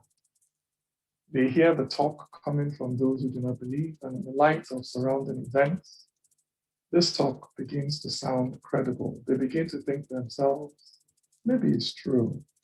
Maybe Nigeria is truly beyond redemption. Yet, in the midst of all the doom and gloom, there is something inside this group of people that will not just allow them to give up entirely on hope. And when you ask them, what is it that keeps you clinging on to hope? They'll tell you it's the memory of growing up in cities like Port Harcourt, Lagos, Kaduna, Jos, Enugu, Minna. Back in the day when the only fences between people's compounds were flower hedges. If you ask them, what is it that keeps you clinging on to hope? They will tell you it's the memories of going to federal government colleges, serving as youth corpers in some strange, exotic parts of the country, back in the day when you could leave Bauchi by 3 in the afternoon to start heading for Maiduguri by road. If you ask them, what is it that keeps you clinging on to hope? They'll tell you the fact that many have married across ethno-religious lines and wonder what will become of their children. That many are in fact themselves products of inter-ethnic marriages or are beneficiaries at their workplaces or schools of the kindness of a boss or colleague or classmate from a different part of the country, so that now their loyalties are divided. If you ask them, what is it that keeps you clinging on to hope? They will tell you it is the fact that some were Christians but are now Muslims. Some were Muslims but are now Christians. Some have forgotten the way to their own villages, no longer speak their own native tongues, have built deeply rooted lives full of meaning and joy in different parts of the country. For these reasons, Nigerians in this group find themselves unable to give up entirely on Nigeria. They keep hoping that maybe a new constitution, an amendment to the old constitution, a new government, a change in the attitude of the current government can still save Nigeria. Torn between what their eyes are seeing and what their hearts are hoping for, the Nigerians in this group are at a high risk of high blood pressure. And finally, you have those Nigerians that believe in Nigeria. Those in this group believe not in the government, not in politics, not in the political party, not in the ethnic groups, but in the idea of the nation itself. Those in this group believe that there is a need for a nation like this to exist in a world like this at a time. They believe that in spite of the fact that Nigeria began life as a British colonial project, that Nigeria is not an accident. They believe that Nigeria is fated.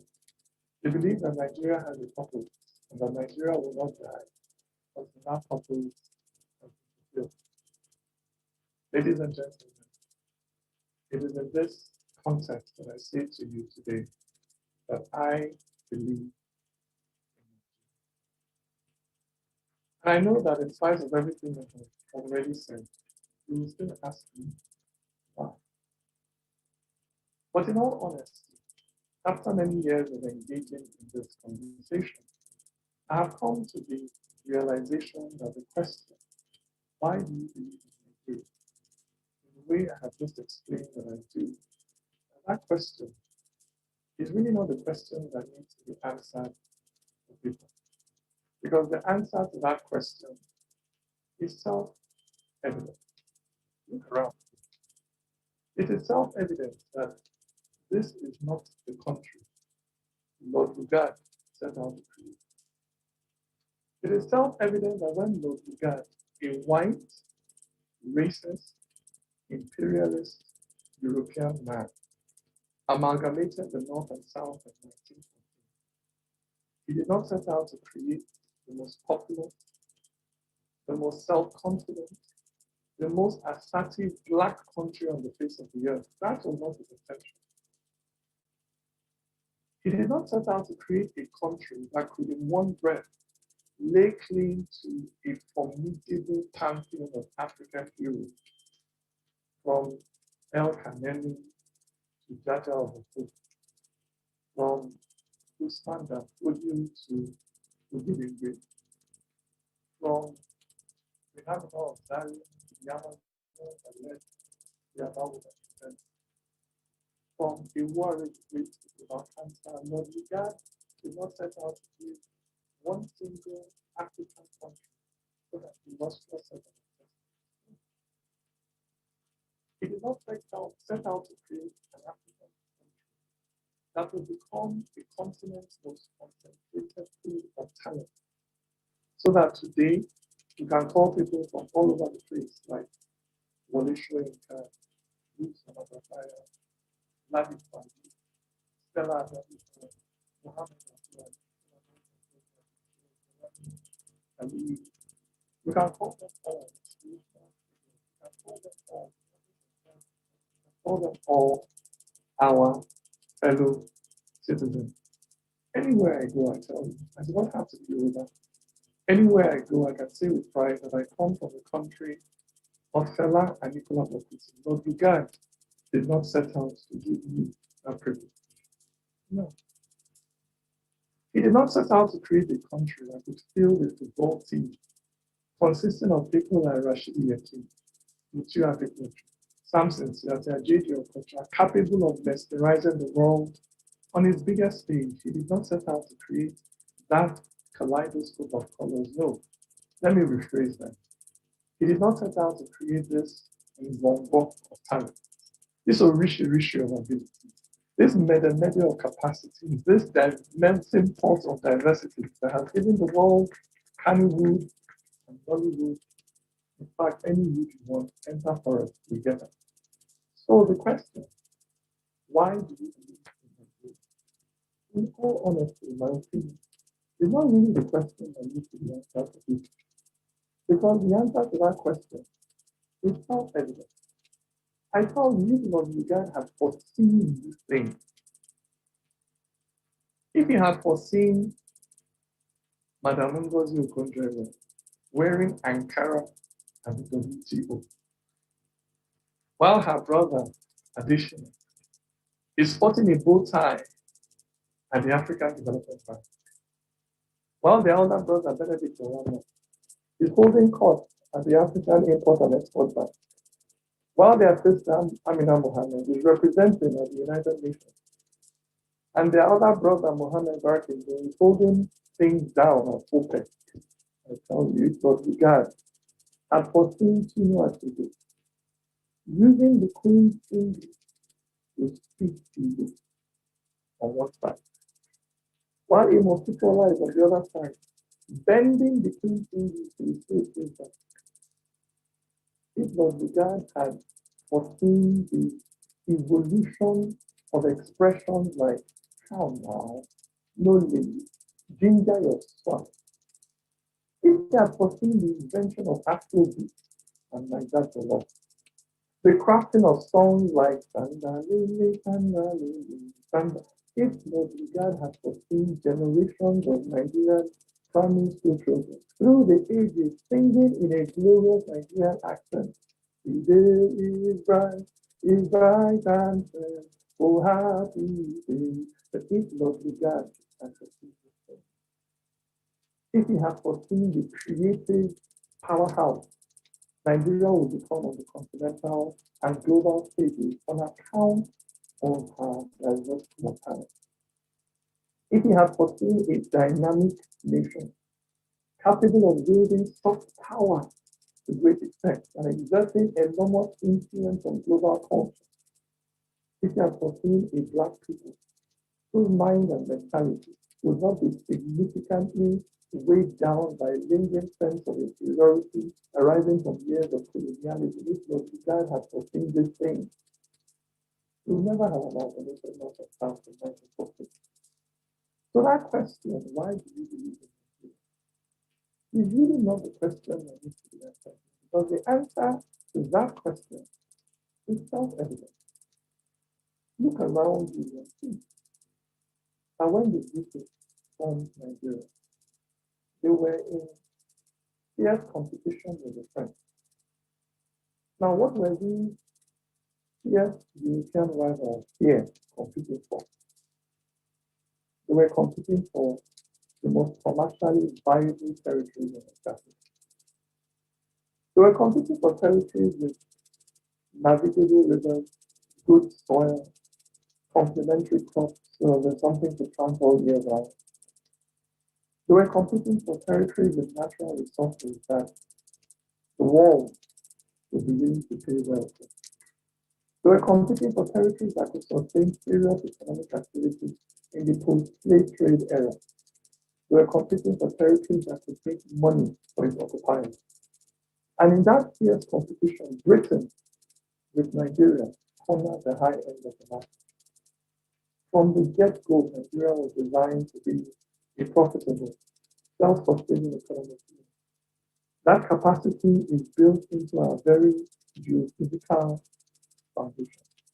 We are the template. We are the image of what a commercially viable territory looks like. And that is why now, without even trying, we are the biggest economy in Africa. Now imagine what would happen if we try. So that question, why do you believe in Nigeria? Honestly, is really not the question that needs to be answered. Because the answer to that question is self-evident. For those struggling to believe, the question that really needs to be answered is how? With all the tensions within our ethnic groups, with all the rivalries within our tribes, With all the differences between our indigenous nationalities, for those struggling to believe, the question that really needs to be answered is, how can such a nation be work? That is the question that this new generation of Nigerians need to face squarely and crack. And in tackling that question, I'd like to offer 4 things that I believe that we must do in order to get Nigeria working. Before the intensive debate about what laws are meant, what constitution to pass, before those debates can make headway, these are 4 things we must bring to the table. 1, we must bring to the table a willingness to forgive ourselves for the atrocities. We must forgive ourselves for those murders in the coup of January 16. We must forgive ourselves for those murders in the counter coup of July 29. We must forgive ourselves for those murders in the genocide that took place between May and September 1960. We must forgive ourselves for those killed in the war.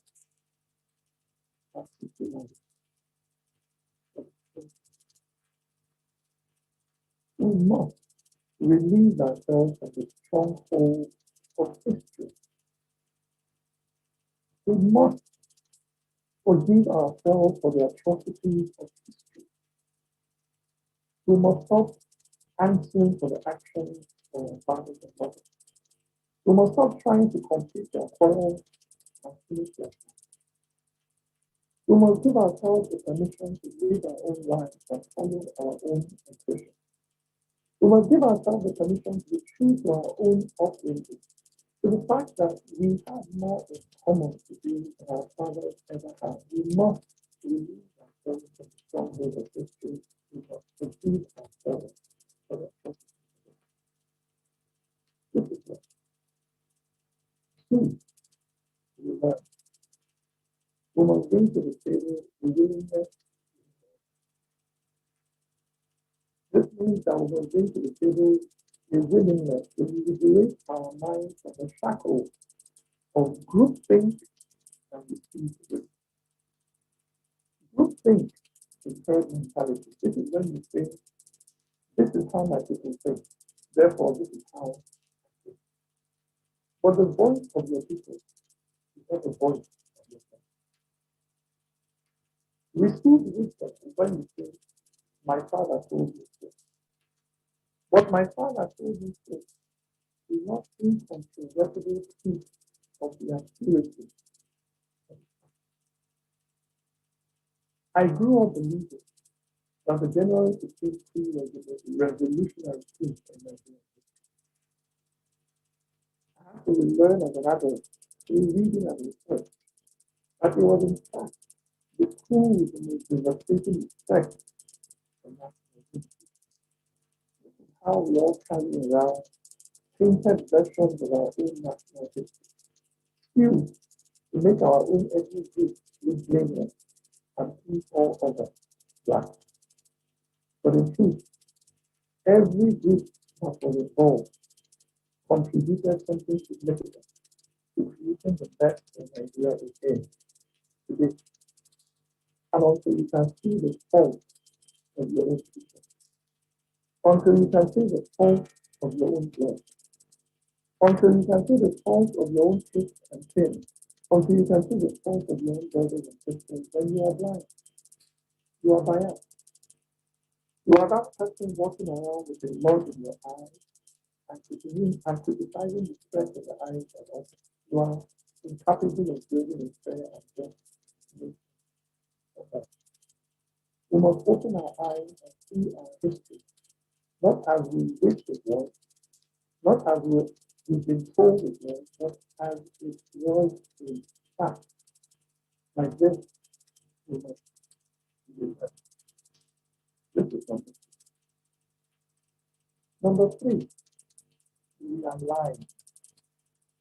We must bring to the table a willingness to realign our political organization so that they conform more closely with our socio-economic profile.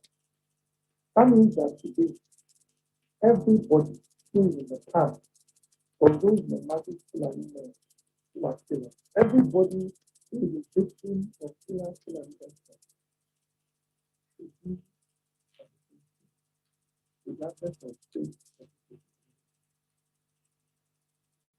Everybody today who is employed, everybody who has a useful degree of skills, but is unable to get a job because of how the economy has been established, should be in one group, regardless of faith. Everybody who has ever buried a loved one, because the monument of drugs in the general population has been used to send the family and friends of local politicians abroad to treatment. Everybody who has ever buried a loved one because there are no drugs in the general population, regardless of faith. Everybody who owns a business has seen it suffocated to death, hacked to death from multiple angles.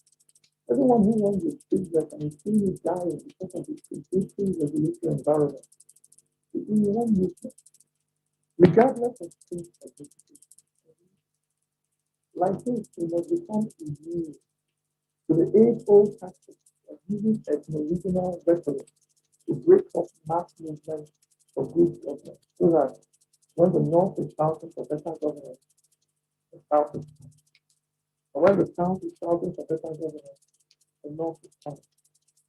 This is how underperforming politicians survive from season to season. By playing one side against the other, so that when one is complaining, the other is condemning. When the other is complaining, one is condemning. Until the common victims of that and not themselves, each and them stand up together at the same time to fight. There will never be relief.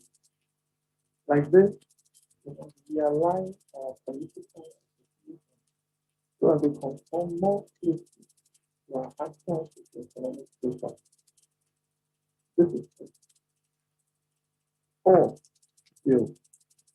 We must build our country on the ideals. No, I did not say to build on the politics and practices of our country. No, I said we must build our country on the ideals of the country. If you go to Justice America, that constitution that says, that declares with great pleasure, we hold this peace to the sun, that all men are created equal.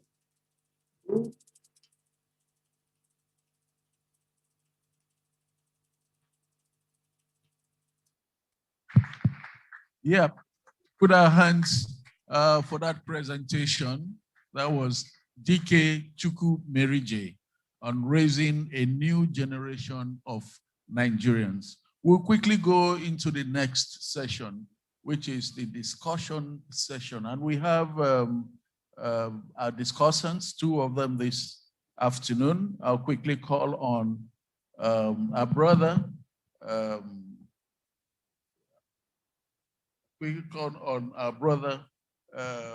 Isaac Okemini. You know, these things happen occasionally. Please, Isaac Okemini, you have the floor. Yes, anywhere you feel comfortable. Thank you very much. I think my brother is suffering from the same disease that we are suffering from, old age. Praise God. I'm supposed to be speaking on the paper by Mrs. Awoshika, and you will agree with me that she did a very, very wonderful job with that paper.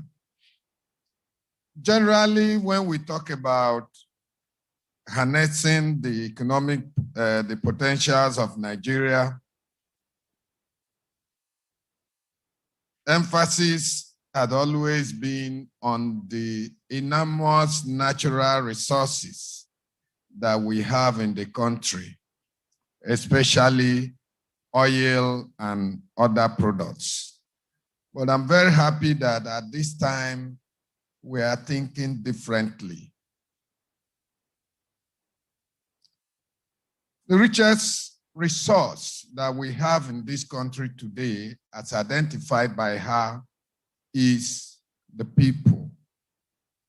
200 million of us. Can you imagine if these 200 million people have the ability to spend $10,000 a year, what this country would have been like? The basis of every economy is a very simple law of economics, the law of demand and supply. Demand and supply for goods and services by the people. The demand for goods and services stimulates investment by entrepreneurs, as has been said by the presenter. Entrepreneurs bring in investment, investment creates jobs, jobs pay money, money buys goods and services, which goes back again to create more demand and supply, and you have the entire value chain that money travels through. That is what brings economic prosperity. What happens when there is a dislocation, when that investment cannot come in? I'll give you a very simple example. Palm oil. 200 million Nigerians, at least 150 million of us use palm oil and its products every day. Nigeria, the figures vary. Nigeria is said to be producing between 900 and 1 million tons of palm oil, but we require between 1.4 and 1.5 million barrels, million tons a year. There is a dislocation. Demand outstrips supply. There is a gap in investment that has not been filled. Once you have this gap in investment that has not been filled, what happens? You import from those who have made the investment. As of today, Nigeria spends $500 million to import palm oil and its derivative every year. The equivalent of that is production from about 100,000 hectares of oil palm plantation, which should have been employing about 500,000 Nigerians. In other words, we are putting 500,000 Nigerians out of work and paying Malaysians and Indonesians $500 million a year. That is what happens when you don't take into account the assets you have, the people. The presenter, Mrs. Awoshika, also identified land. It's like some people will say, water, water, water, and no water to drink. We have abundant supply of land, available land, arable land, highly diversified by geography, with the result that we can practically grow anything all year round, yet we import food. Why is that so? Again, we haven't had entrepreneurs with the ability to invest, to cultivate the land in a way that it brings maximum returns. You cannot live on subsistence farming anymore. Your population have outgrown that. What is required is investment in technology such that the same piece of land can give you 10 times more in terms of output with what you are getting now. Unfortunately, again, we have failed to harness this potential. Potential is nothing if you don't work the work. It is useless. Oil, oil, oil. Oil remaining on the ground is as useless as the ground on which it's standing. Until you spawn the wells, you develop the wells, you produce the oil, then it becomes useful. Outside that, it remains what it is, a potential. If you don't harness this potential, then you are just wasting your time. And unfortunately, that's where we have found ourselves in this country. There is no deliberate effort to develop entrepreneurship in our country. And it's very sad. I remember many years ago, I recommended to a state ICT hub, an ICT center. What is required is just the social infrastructure and the internet facility so that every young man or woman can come in there in the day, plug in their PCs, their laptops, and do what they can do. How many people could we have that? Only God knows. Unfortunately, we have failed to realize that there are emerging industries. Look at our country today. Young boys will be carrying computers. The police will harass them. It's an irony of life. In other parts of the world, those boys and girls are celebrated. We must realize that for us to harness the potentials, we must begin to think differently. There are traditional industries that are there, what Mrs. Awosika calls the hardware industries. We must recognize their importance, but we must also recognize that the times are changing. And she gave a practical example with the entertainment industry. Think about it. If today state governments can build entertainment hubs where the instruments that these young boys and girls need to produce music, to develop their talent, are readily available to them. This industry has grown with little or no support from government or even the finance sector. It has been self-driven. You can imagine what they could have done. All that we are saying here is that we must begin to plan long-term. Times are changing. In those days, when we do math physics, that was the order of the day. You must read medicine, you must read engineering. But times are changing. We must make deliberate effort to realize that there are emerging industries and that these industries are the industries of the future. We must train our people. We must know that whatever infrastructure we are putting in place, such infrastructure must be people-oriented and people-driven. My professor in economics many years used to say that something is first-order condition. It's necessary but not sufficient. Social and economic infrastructure are first-order condition for economic development.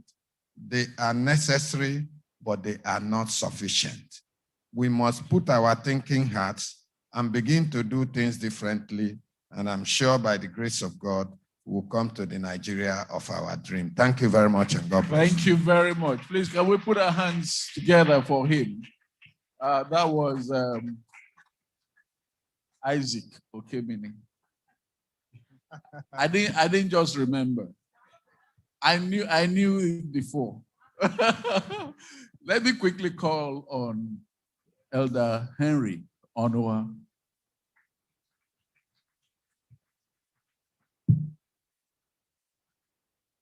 I know if I don't say this, then many people will know I'm not here.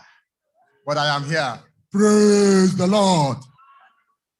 it's an international forum, but Jesus and God Almighty is the highest. And we must honor him and praise him. Yes, I'll be speaking on D.K. Chukwumeriji's presentation very quickly. And he spoke a lot, even though a lot of us didn't hear what he was saying. But you notice that there are three things he mentioned: those who have given up on Nigeria, those who are still conflicted, and the last part, which is those who believe in Nigeria. And that is where I stand. And he also mentioned something about what we need to do: forgiveness. He talked about a willingness to learn, talked about realigning our political attitude and behavior and association.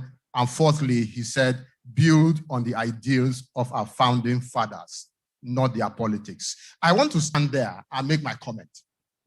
And it's because the founding fathers had wonderful, wonderful background for us. And one key area that I want to go because of time is to talk about the youths.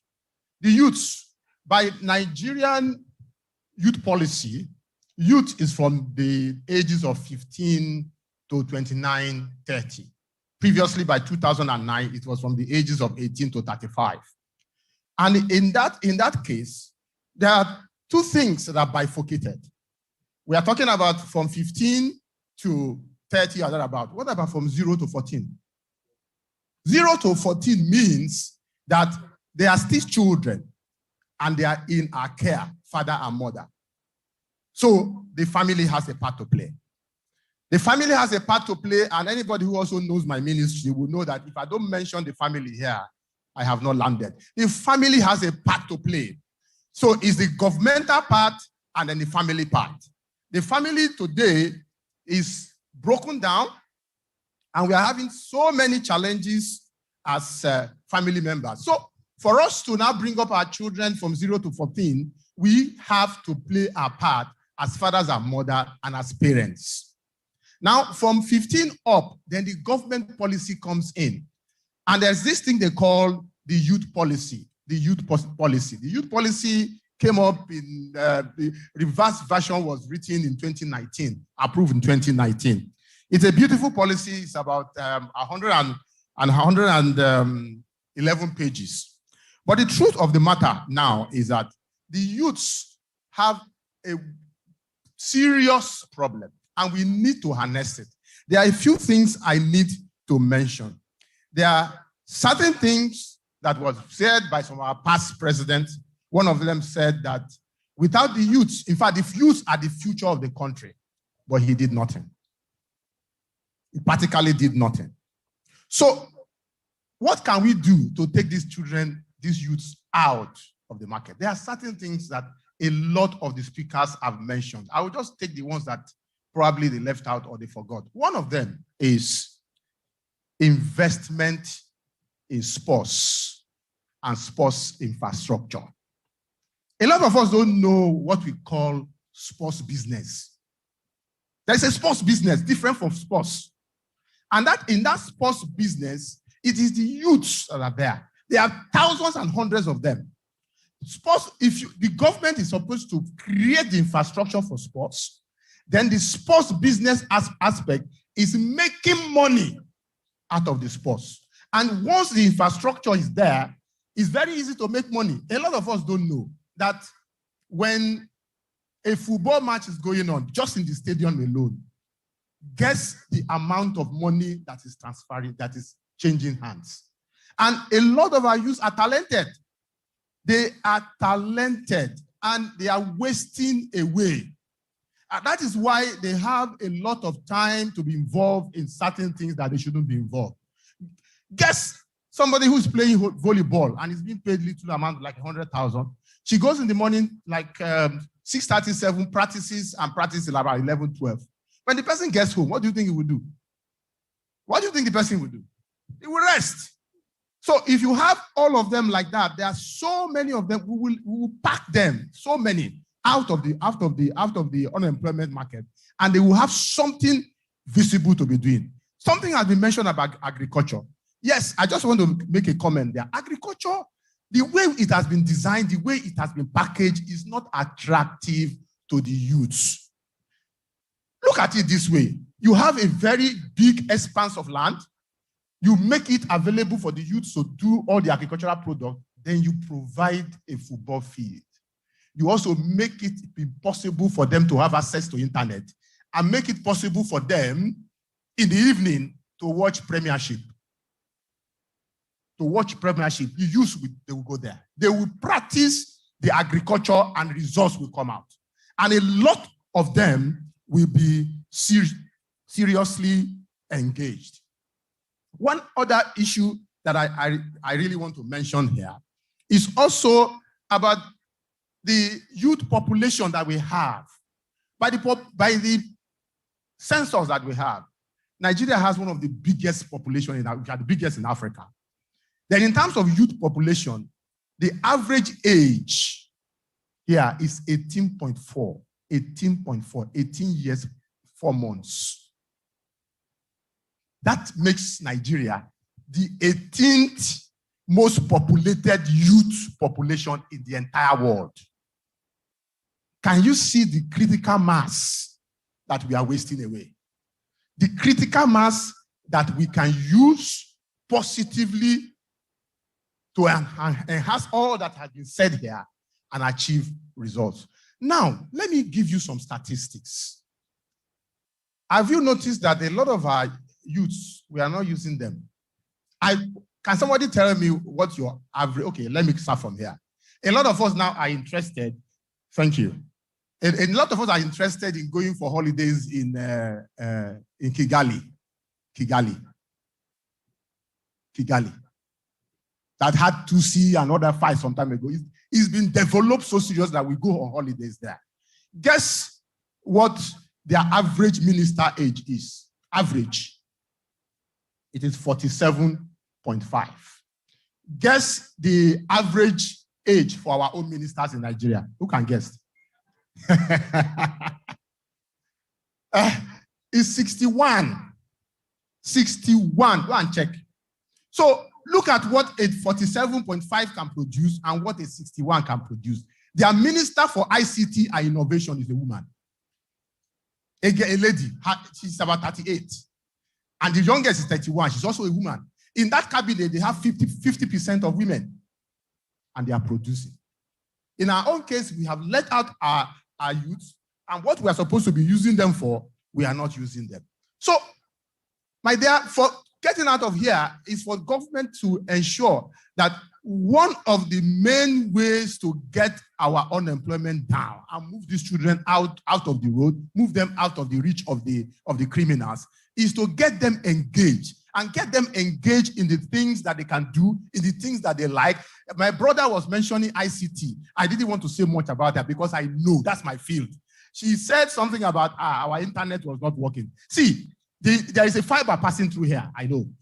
But to cross to this place, if you know how much it will cost, the different state governments have different what we call road fees. To dig the ground, you will pay through your nose. So fiber cannot get into the interior. This ICT park is a wonderful way to get the youth to work. And we are supposed to have ICT park, I agree with you, in every local government. I saw the other day, they were saying that by 2023, they want to have 90% of broadband penetration into Nigeria.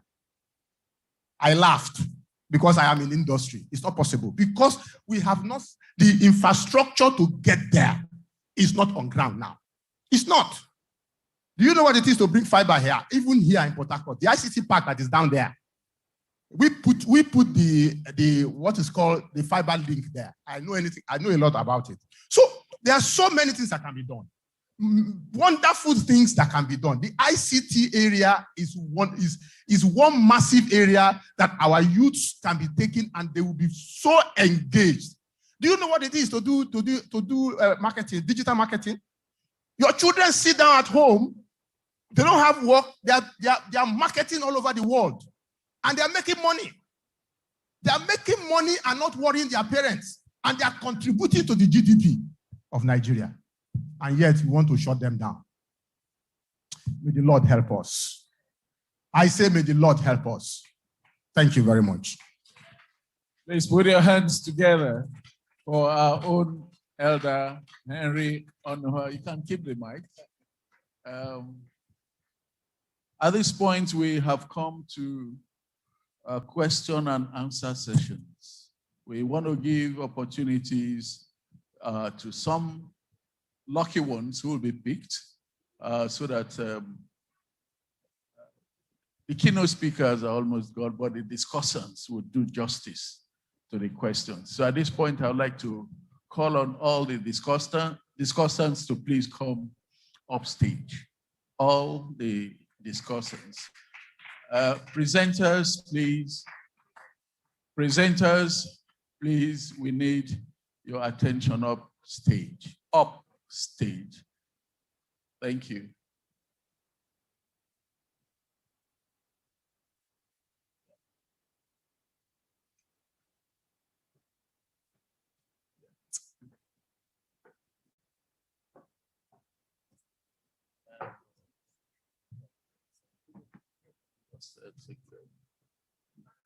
Two questions. Okay. One, yeah. We're already seeing some hands up. So please guide us on who to accept. Okay, for the sake of time, we can really just entertain 3 questions. So please allow us to pick just one from each side. The first hand to go up was the gentleman in green. Please stand and please come forward. Sir, just because your hand was the first we saw as well with the hat, please come forward. Sir, in the shirt, button-up shirt, please. Yes, without a mask. Please come forward. Thank you.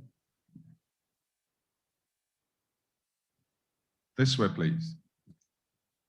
Okay.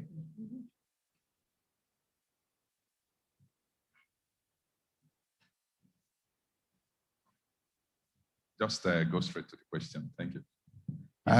Thank you very much for the opportunity to put this question. Please tell us your name. Engineer Ben Akaka is my name. I think Nigerians basically want a healthy and happy lives. That is the summary. My question is about the response of the church. Are we still thinking that the war in Nigeria is yet to come? When I'm from where we are already in the battlefield, people are being killed every day. In my state, it has become something of, if we wake up and there are no killings, it's a surprise. And we're there handling this situation. Has it not reached a stage where the church would declare a stand that if one church or one Christian community is attacked, then all Christians have been attacked, and then we work out a strategy that will contain something like this? I'm from Benue, and that's why I'm talking about, and you know what I'm talking about now. Thank you. Thank you. Thank you, sir.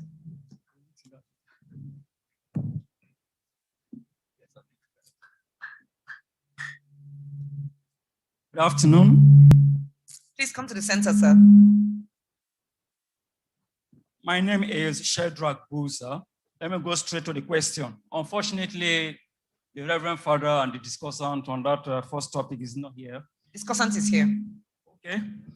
The question is, in Nigeria here, the system is made in such a way that intentional dishonesty and mediocrity is celebrated and rewarded, whereas honesty and excellence is tolerated and punished in some cases.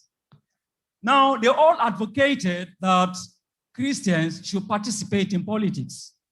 But I've been wondering, how can a true Christian participate in politics here in Nigeria, where even in our everyday life, you need to falsify your certificate to get a job, which I have refused to do. So I'm just building the foundation. So my question is this. Exodus 23, verse 2, we are told that we should not follow the multitude to do evil. Romans chapter 12, verse 1 and 2, we are told not to conform to the world. how then can a true Christian participate in Nigerian politics? Thank you, sir. Your name, please, sir. All right. My name is Samuel Barine. I'm a youth life coach and social entrepreneur. Now, my question is this.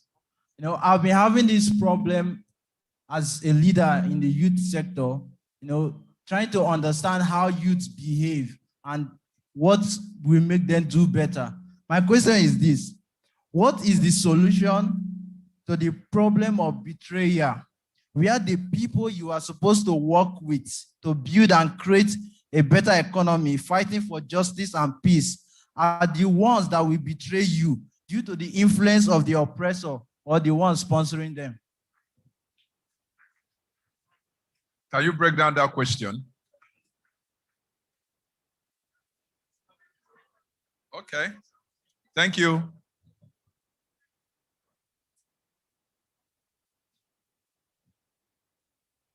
Yes, I think Dame already has captured one of the first question.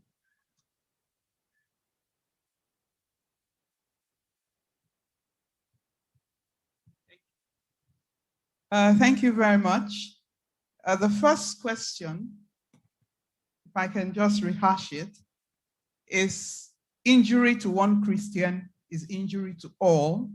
Is it not time for the church to take its stand against the inhumanity being perpetrated against Christians, particularly in the Middle Belt area?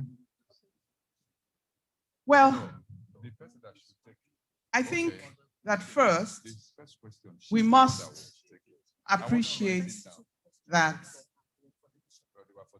that is not part of the tenets of Christianity or the teachings in the Bible. Much as it is very true that what is happening is unacceptable, is dastardly, at the same time, we cannot have a situation where we can have the kind of retaliations that are in focus. I listened carefully when Chukwumerije was speaking, and he said that there is a need for us to have some kind of reconciliation and dialogue. So to my mind, if we address the issues confronting us the way my brother, I feel your pain, I feel your concerns, and I feel the way you feel that Christians have abandoned and Nigeria has abandoned the Middle Belt. But if we address it the way that you feel, I don't think that we will make much headway. It is the responsibility of government to secure its citizens. And the political leaders, our president, they must step up their game. Because without security, there is not much else that government is providing. So to my mind, the church is doing the right thing in speaking out. And when I commented on the paper of Right Reverend Professor Asaju, I said I supported his views totally in the way he marshaled out his points. I read the whole text of his paper, and he had details of all, and I'm sure that wasn't even all, but it was horrendous enough, the deaths that have been faced by Christians.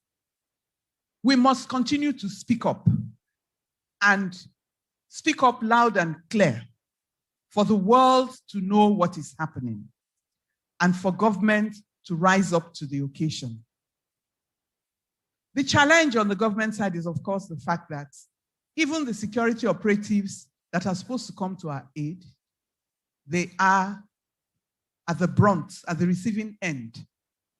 So we find ourselves in a situation where even the little that the security could do to avert some of the problems are not being done. But my brother, if we approach it the way you want us to approach it, I don't think we'll have a Nigeria of our own. So we must continue to talk, we must continue to dialogue, and we must continue to let the world know what is happening. The solution lies within us, and by the grace of Almighty God, I am sure Nigeria will overcome these challenges.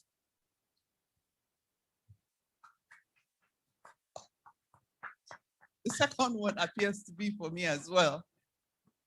The second question, I have rephrased it because I can't use your exact words, but my understanding of what you said is that intentional dishonesty and mediocrity is celebrated. How can a true Christian participate in politics? If you want me to answer the question directly, I will tell you that, yes, a true Christian can participate in politics. When you go into politics, and even in your everyday life, you must be able to define your boundaries. Boundaries of what is acceptable that you can do and what is not acceptable. So it doesn't even have to do with Christianity. It just has to do with you as a person and the values you place that you must uphold. Even in politics, I have met several people who have maintained and upheld the Christian tenets. In politics as well, you have met several people who profess Christianity, who are actually pastors and whatever, and their operations is just not inspiring or acceptable. So it's a personal decision that one has to make. My answer is that, yes, it's possible for Christians to participate in politics. Thank you. Thank you very much. It is possible. State your boundaries and you would succeed. Thank you very much. We would not be able to take all the questions at this point. We'll be expecting the communique committee, and that is where we are. A communique will be read almost immediately, and that actually makes this forum conference or colloquium different. The communique that is going to be read would come up with associated action plans.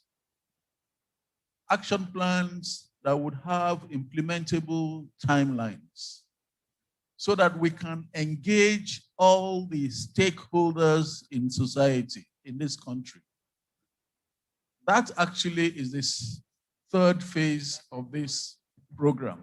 The first was the planning stage. The second, the current stage, which we are in now, we're all listening to the papers, the presentations. And the third stage, which is very significant, is compiling all the action plans that the presenters have given. And we shall then engage all the stakeholders. Is it government? For good governance, the economy, for both the government and the private sector. And of course, we've talked about the youths. They need employment. They need empowerment. We'll see how all the activities, like my brother Onoa said, have we harnessed the potential of sports in this country to be that has been performed by the young ones. So there's a lot of action plan that would go up until the next edition. But as we leave here today, the theme of this edition's is, what do Nigerians want? Sir, and everyone around, Another question is begging for an answer. Who is a Nigerian?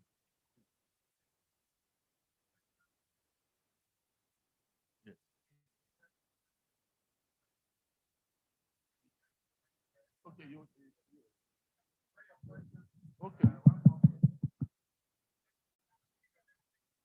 Okay.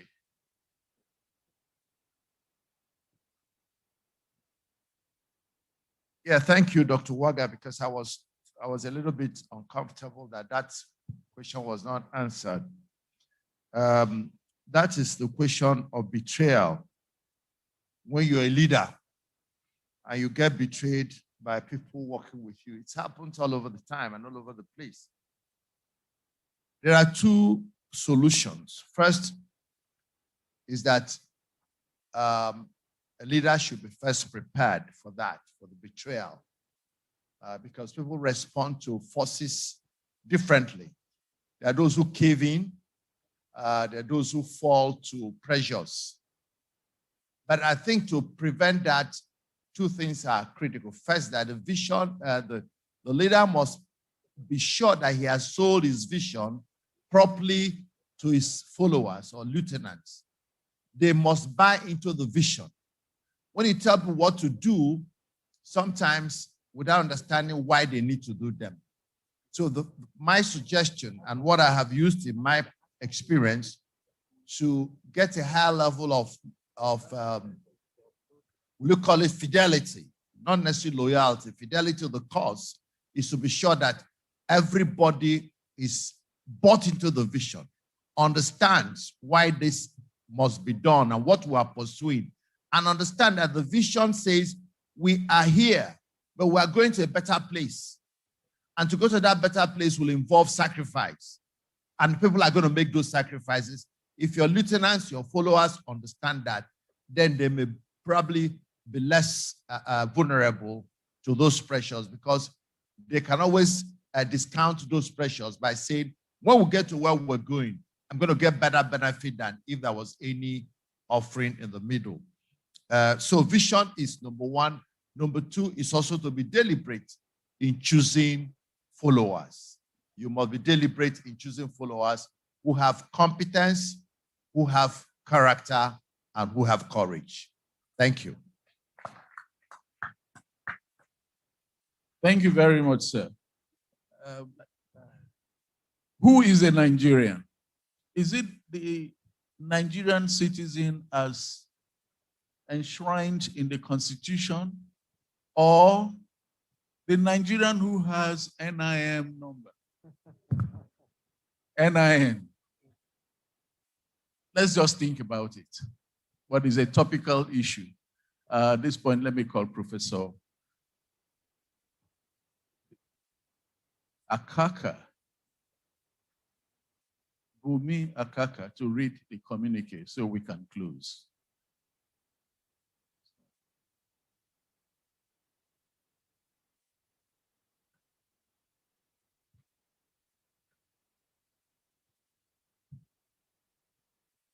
Good afternoon, ladies and gentlemen.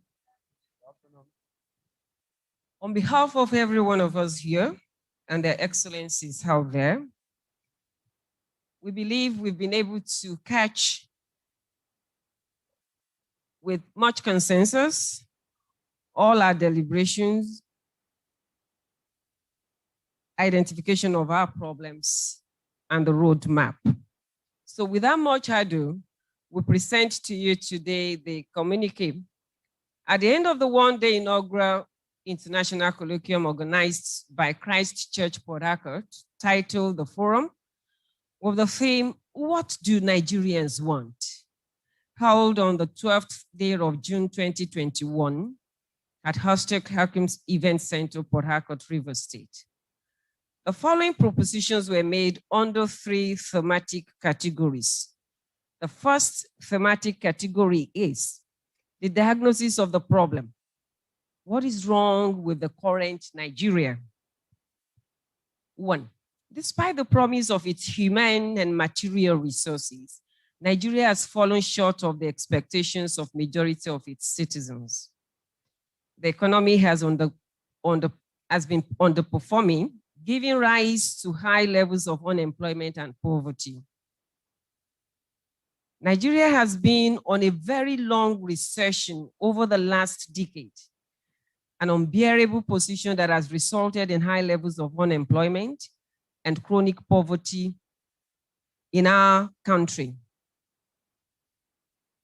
Over the decades, Nigeria's political leaders have produced beautiful speeches and promises, but subsequent policy implementation and delivery on promises have not materialized. There has been high level of insecurity. Endemic corruption has produced a climate of poor governance.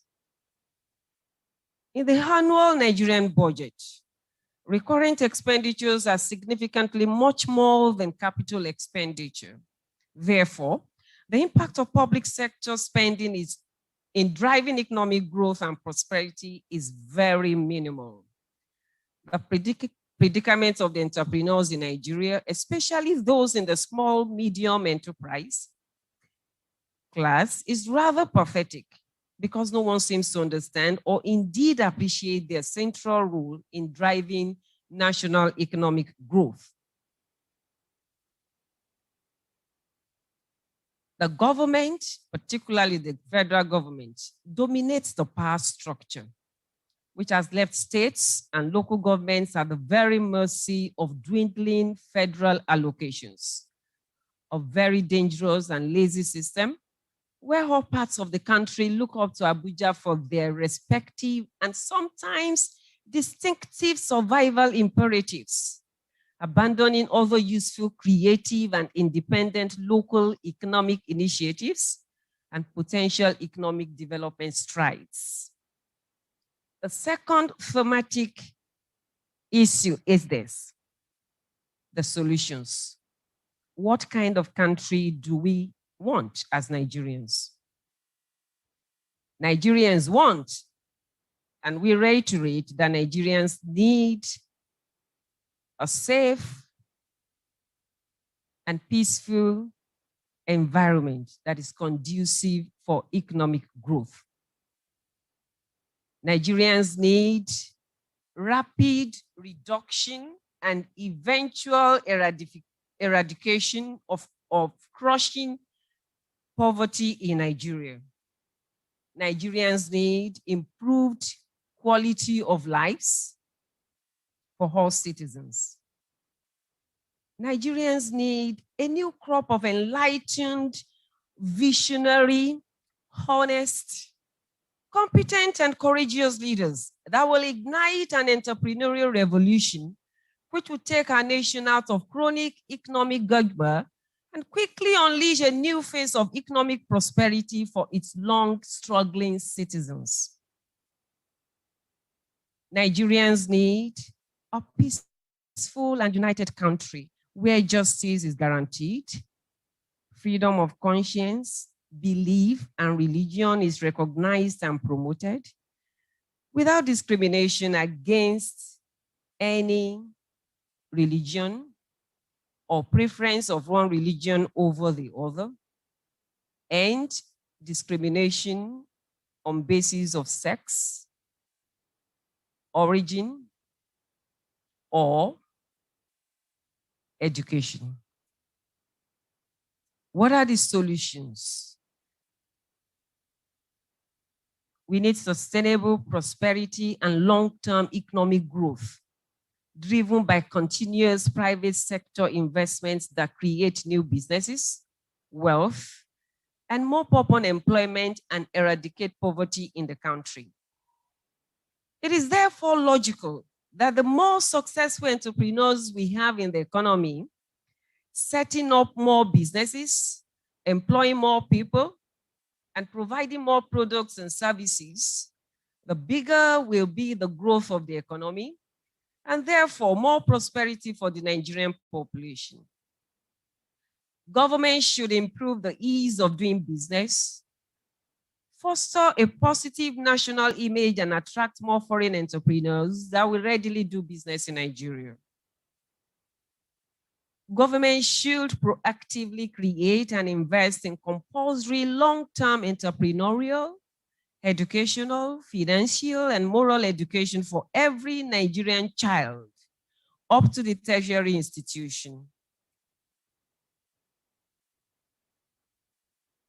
Nigerians must have, we must promote very vibrant independent judicial system that will uphold the sanctity of the rule of law, that will uphold the sanctity of contracts and guarantee the enforcement of law and order without respect to person, pedigree, or other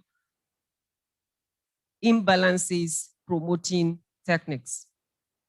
Nigerians should put their homes in order and undergo personal, spiritual, moral, psychological transformation to ensure that we have godly leaders trained to be selfless servant leaders. We should build Nigeria on the ideals of our founding fathers. True federalism, inclusiveness in governance, commitment to fundamental human rights, and a high standard in public service and accountability. Nigerians must forgive one another for the atrocities of the past.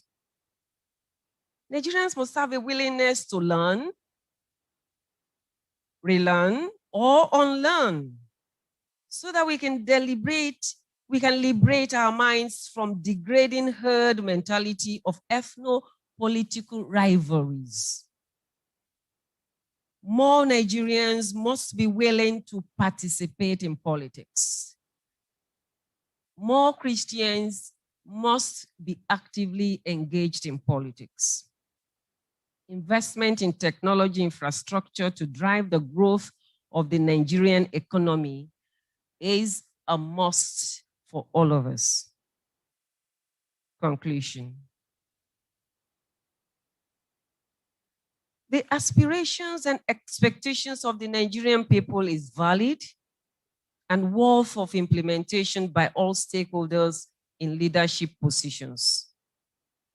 There is an urgent need for a compelling national vision, value reorientation, better collaborations, trust, and partnerships amongst all the stakeholders, those who work together in peace and harmony in order to build an enviable nation that posterity will be very happy and proud to own and improve on.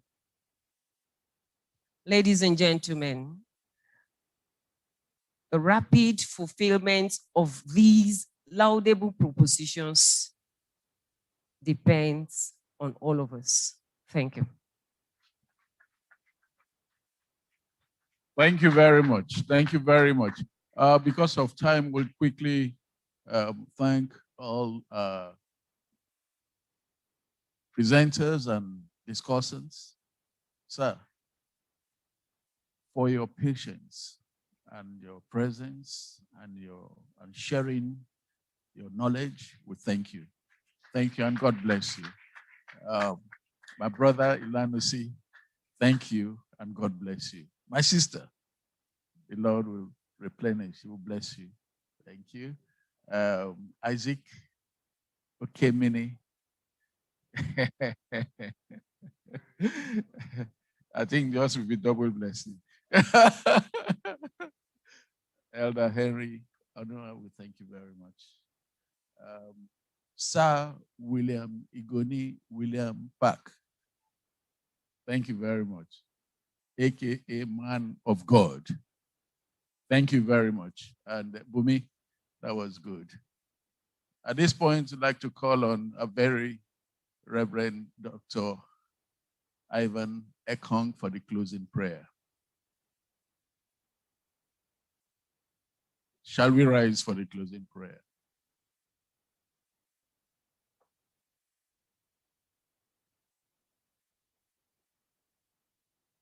Let us pray together. O God, our Heavenly Father, you have been our help in ages past. You are our hope for years to come. presently, Lord, you are our help. Thank you for helping us as a church to put together this holy convocation. You have given us the grace to speak to ourselves and to speak to the nation, to speak to all that are within this country and those in diaspora, to speak, O Lord, to other nations of the world who cares to listen to us. Heavenly Father, we pray that, Lord, you will grant, O God, your church the power to live a life that is worthy of you, worthy of our calling. We pray also, O Lord, that you will give our leaders at the national level, at the state levels, that they will listen to the voice of your people. Bless this country, Nigeria. Bless each and every one of us and the church. We pray through Jesus Christ, our Lord. Amen.